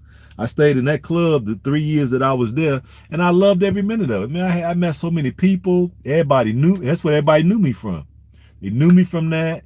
And then I had a business. I had a janitorial service. So that's why I got a lot of my employees from that used to come and listen to me talk. They was just like, man, and get my number or whatever. And I'd be like, yeah, you can call me. I can answer any of your questions. And then when they found out that I had a business, they were like, oh, I needed a job. So I hired quite a few folks from just me being there talking to them, And it was just like, they couldn't believe that I was the same age as them, which I actually was a couple of years older than them. And that I know so much about this stuff, but they didn't understand that I came from an environment where that's all we did every day, all day. For 5 straight years, all we did was talk about religion, politics, business, family, corruption, you know what I'm saying, money, parenting. We talked about every subject under the sun every day, all day, 5 years straight. So when I got out, boy, I was ready. I was in them battles, boy, having fun. I was laughing and having fun. People would just be mad. They wanted to fight. They could whoop me, so there wasn't no fight going on. It'd just be so, what you reading all hard for? No, I need. If you go sit here at this table, you got to really back up what you say you're about. Now, it's a shame if you can't back it up. You should go somewhere and study, and the next time when you come back next week, you can have better arguments. Don't get over there and get mad. But I used to have so much fun at that table, boy. I miss that. I ain't gonna even lie. This is sort of reminds me of that. That's why when trolls come in, you notice I'm able to handle them with no problem. I don't get all upset. Hey, if you can't stay over here, you disrupting the class. Then just like any other class, because y'all know I went to school to be a teacher. So any other class, if you unruly, you know what I'm saying, you don't show no home training, your parents, apparently you come from a broken home or whatever, we're going to do what they do in any other school, right? You go see the principal. So we're going to just get you on up out of here. You know what I'm saying? Go to the principal right now, and you're in detention for 5 days. We're going to have you down there washing out erasers or something. You know what I'm saying? Mopping floors or toilets or whatever we got to do. So that's all we going to do. When folks come over here and they got that old silly stuff, we just going to get you up out of here. That's all. We got good folks over here, and we want to keep it that way. But I hope y'all on top of it, because we getting close. We got 6 months before we embark on our 4th homecoming to Sierra Leone. So I'm hoping that it's gonna be some folks. I got a few people I talked to earlier today that's ready. So I hope we got more folks that's ready, because I want to try to bring as many as possible, because I want the government there to understand and to see that people are really on board with this and they're taking it serious. And we want them to continue being a champion for this this process, right? So we want to bring over as many people as possible, because from the understanding I have, it was a lot of folks taken from this area, and when they brought the folks that they enslaved from Sierra Leone, they brought them to, guess where? Anybody want to guess? When they snatched up our people, free people, and enslaved them, where in America did they bring them? Anybody want to take a guess? I'll give y'all a chance to tell me some stuff. What do y'all think? What states?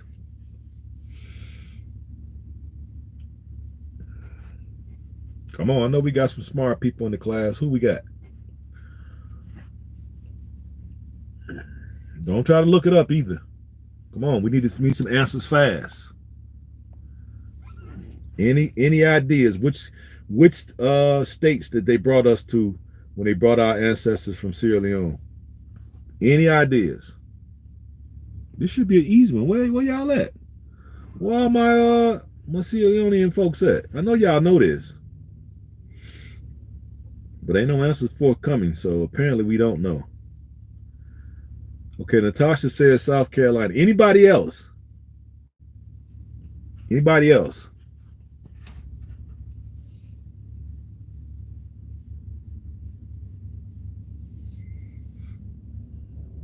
Georgia, South Carolina, Virginia. See, we got some smart people here. Exactly. South Carolina, Georgia, North Carolina, and Virginia. That's where so if your people originate from them areas, chances are, right, you're from one of the 15 tribes. Yep. Especially South Carolina and Georgia. My people from Georgia. See, I didn't realize that till just recently, just to show you exact Carolinas. Yep. I didn't know that my people were from Georgia. Just to show you, my people don't care about this type of stuff. I'm the only person that really care about this stuff. North and South. Well, basically South, North, Virginia, and Georgia. These are the main 4, right? We kind of spread out from there, but these were the main 4 that they brought us to, especially South Carolina, because that's the place that they brought us to that could cultivate rice the best. Are the visas included?